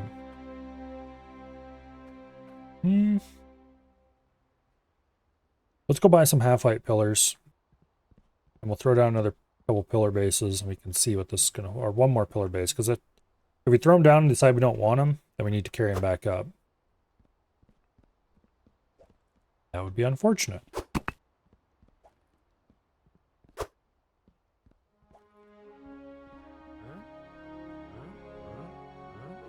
Oh, come on. We certainly have enough building materials starting to pile up around here. I left my money up there anyway. It is also 10:40, so we probably should hurry up and get ready to quit. But I want to have some solid idea of what things are going to look like before I and I feel like I could go a little late.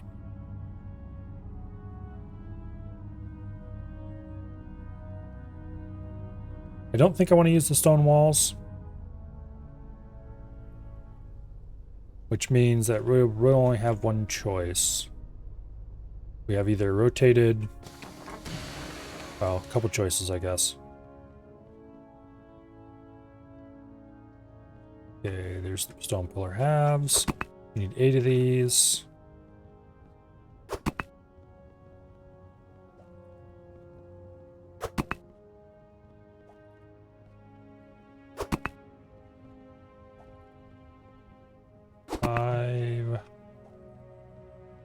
6,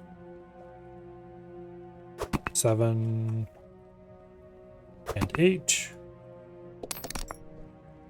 Put that in the truck.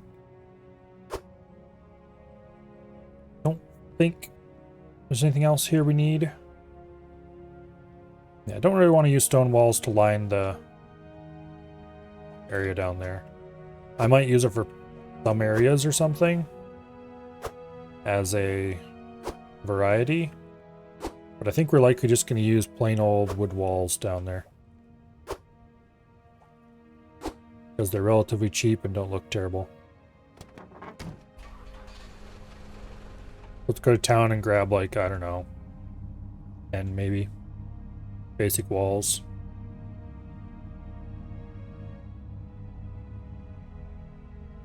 Whee! Oh, almost got stuck. Probably not 10, but like maybe 5 or so. And we're gonna need some 1x1 walls as well.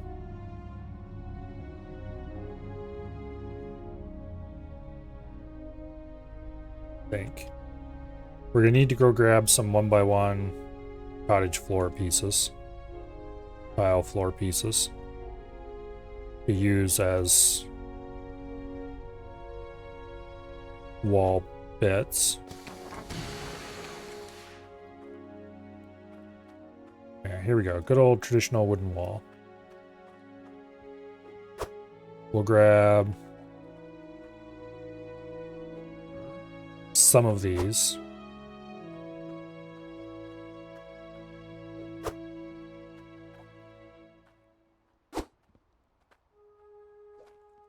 However many of these I buy, I need to buy the same number. I'm gonna buy 10. See, I have 5 loaded right now? I think so. Yes, 5. 6, 7, 8, 9, and 10. And then we're gonna need a similar number of half walls.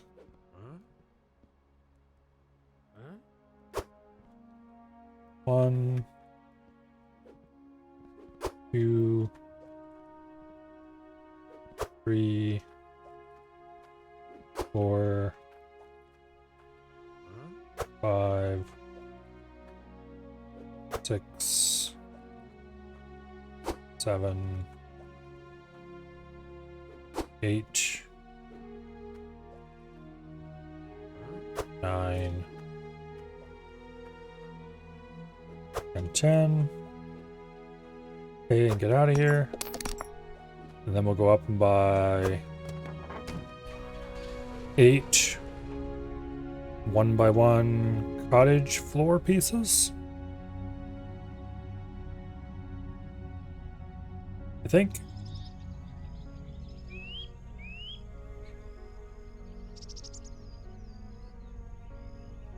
I think I'm going to buy some cottage pillar pieces too. 4 of them to be exact. To serve as door lintels.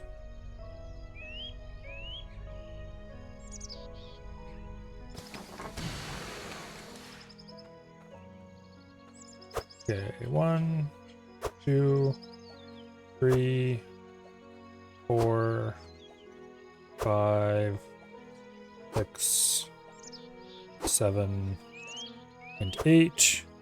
And then we're gonna buy. I'm gonna buy 8 of these. I think we're gonna need them.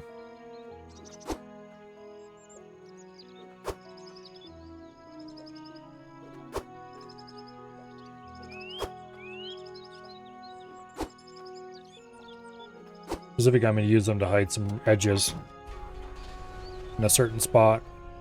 And I might want to buy more of them beyond that yet. To hide some other edges. Okay, we need to go around to grab our money. Put the money in the bucket. Pay the dude. And then we're out of here. I might even want to use some of these around the top of the pit itself.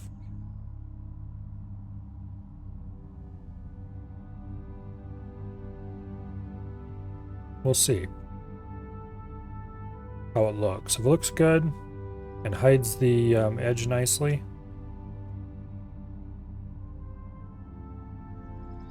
then we're doing it.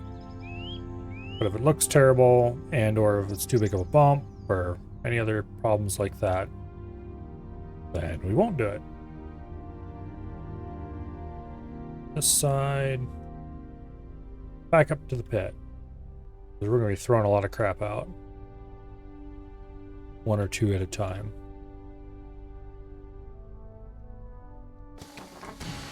Okay, first of all, we need 2 of these pillars down there.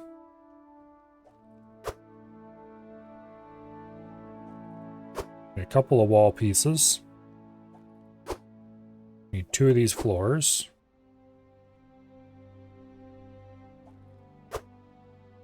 And we need 2 of these half pillars. Okay. That actually looks kind of cool to clip those together. Oh, come on. Get out of the way.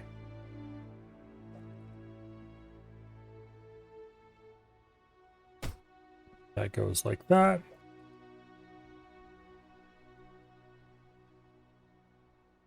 Goes like that.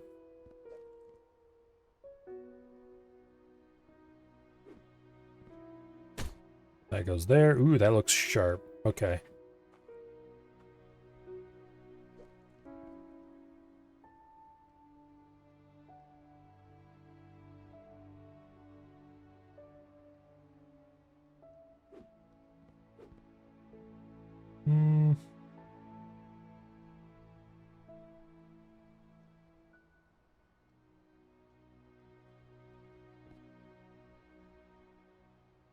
Okay. Wait a second. That's not how I want to do this at all.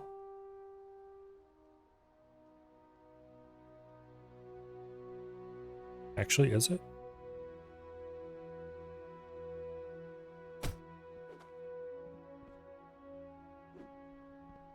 I don't know. That might stick out a little too far. We'll see when we get these in.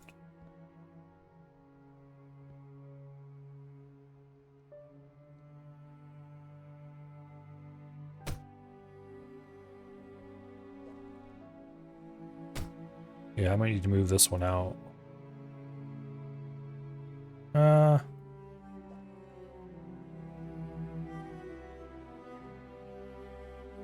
No.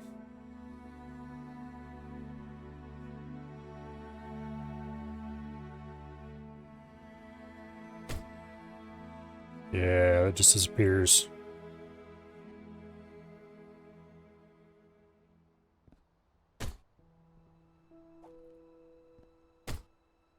That sticks out a bit too far. It does neatly hide.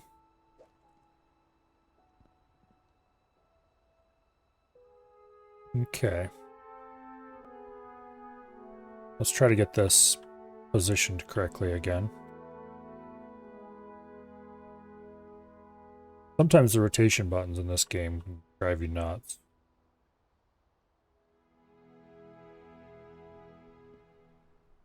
Like, seriously? Lay flat.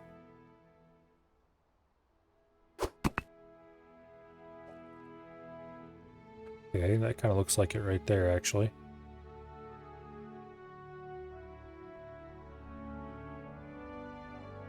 No, actually it doesn't.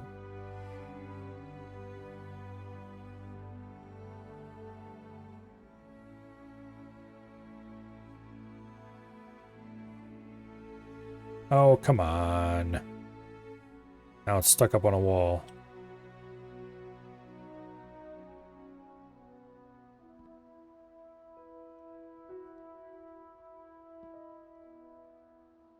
Want it flipped.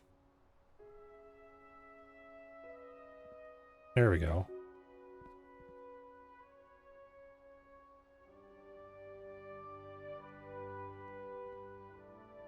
There we go, finally. That looks much derpier. What?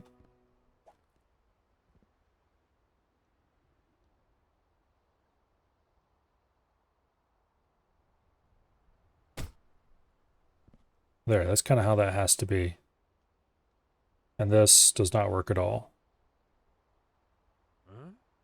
All right. So this isn't going to be workable for that.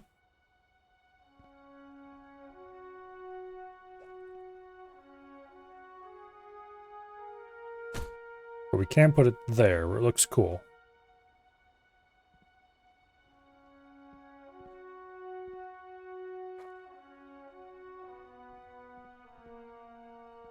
Now for the walls.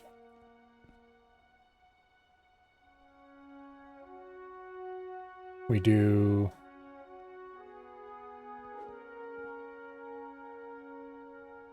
that. Except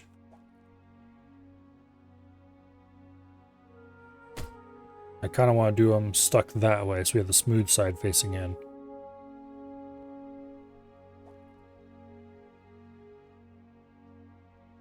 Instead of smooth side facing out. I just need to take the pick and clean the dirt out a little bit. And we have nice, pretty walls.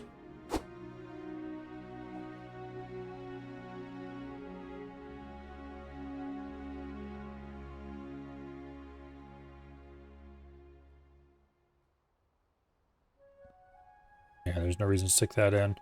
Problem is that these stick out a little too far.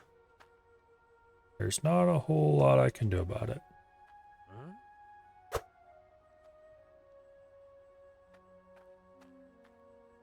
But anyway, this is the basic idea.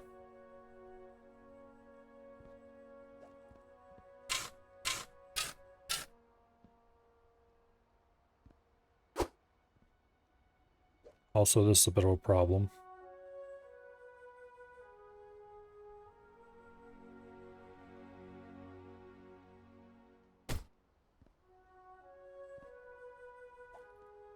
Yeah, we need to flip this over.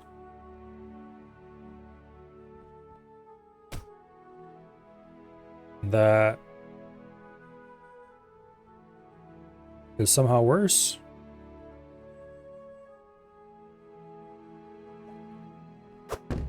What?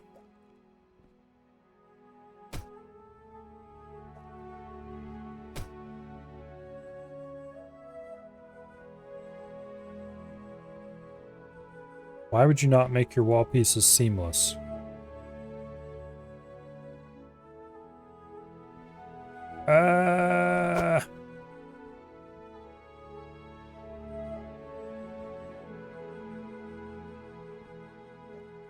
Something is telling me that I used to know this, but they weren't seamless.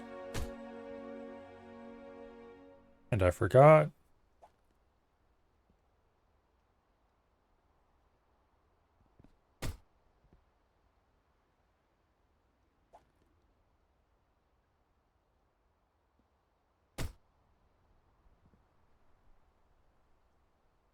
Yeah, I don't know.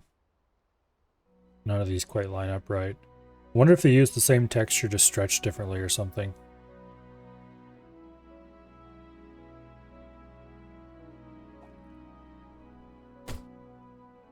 Surely not.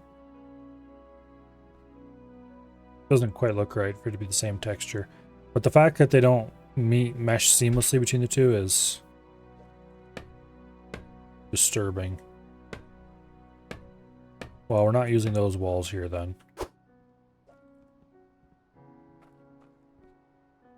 Back up and out they go. It's a good thing I didn't drop many of them down here.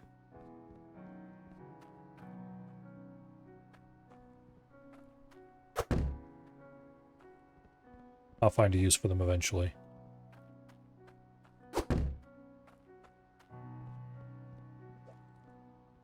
But it won't be down there.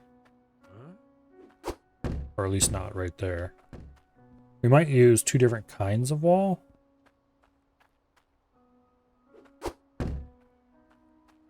Use wood for like the top half or something. bottom half, probably the top half, and something else for the bottom half.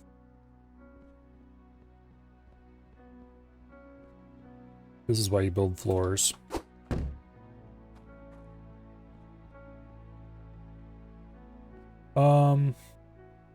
What else do I need down there? I'm up here grabbing things. Oh, I need 2 more pillar caps.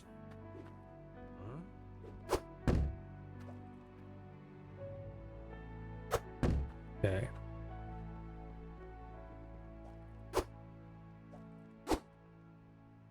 Might as well get those placed. Get these off the truck. Make room in our mobile for future efforts.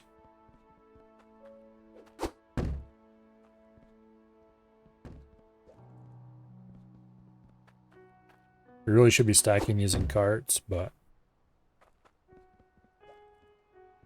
yeah, that's a problem for future Milo.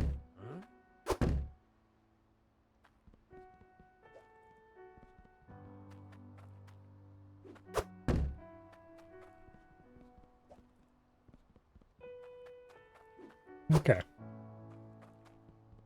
Got all the short walls off here anyway. We can get access more things in there more easily. We'll put the other 2 caps on.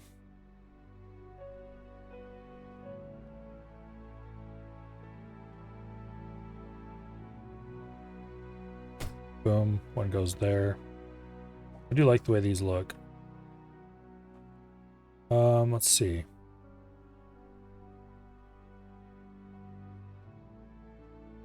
That should be the right orientation. It is not. Yeah.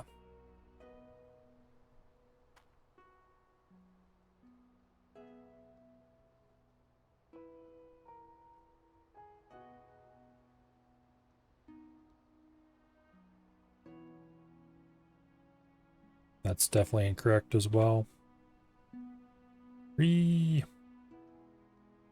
to get these things rotated right is supremely frustrating. I know exactly how I want to rotate, but it won't. Okay, here.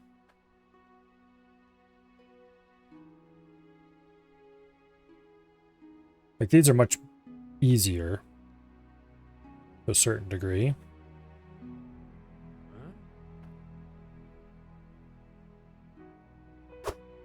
Okay. Hopefully that got us to where we need to be. Yes, it did.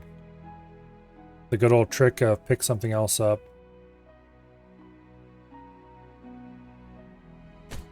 Get the rotation you need. Okay. Now, let's go ahead and unhammer these other walls. Because we're going to be moving those as well.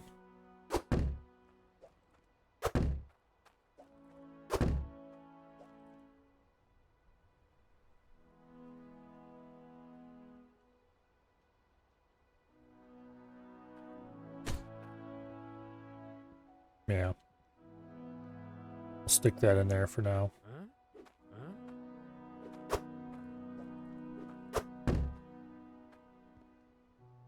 Okay.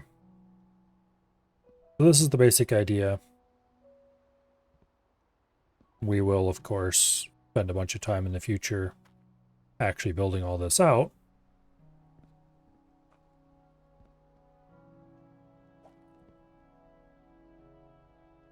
I still don't know what I'm doing for walls down here yet. But it's 11 o'clock, so it's time to quit. So getting this area dug out and finished is future Milo's problem. Hammer all this into place so I don't have to worry about it being moved by accident. I'll leave that alone because I don't really like those in place. I'm going to take this out with me and then we're going to save up top.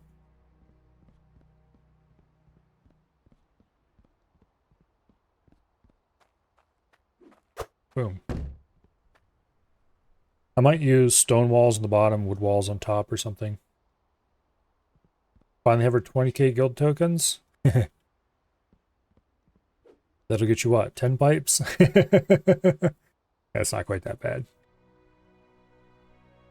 Speaking of pipes, I need to figure out where I'm going to put the shaft for running pipes down here too. Because I don't want to run pipes down the corner of one of these, probably. Well, actually no, because we're probably going to be running a spiral of conveyors down here eventually. You know we're not going to be, because I'm going to put all my processing down at this level. We're not building anything above ground in this mine.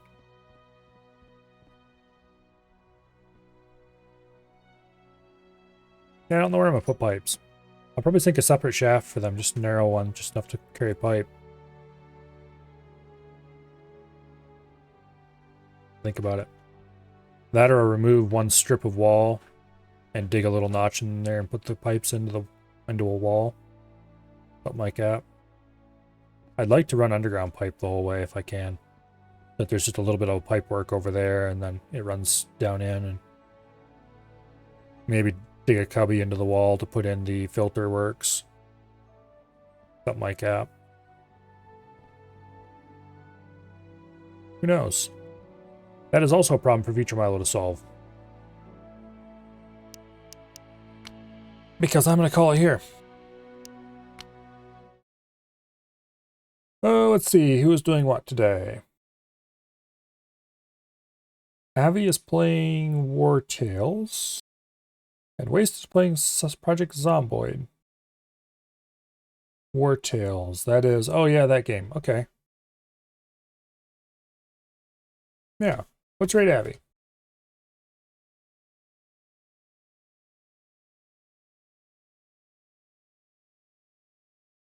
Okay. Tomorrow will be something or other, to then be followed by Barotrauma.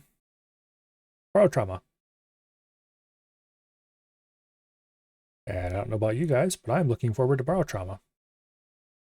I don't know whether we'll be playing Crab or whether we'll be playing more Hydroneer tomorrow.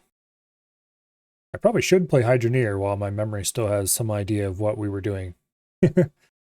Maybe get the beginnings of the first level room done before I forget completely what I was planning. Anyway, my memory does not really like me very much sometimes. Until then, I hope you all have fun over at Avi's place, watching him kill members of chat. It looks like he has 2 people right now, an Avi and a J.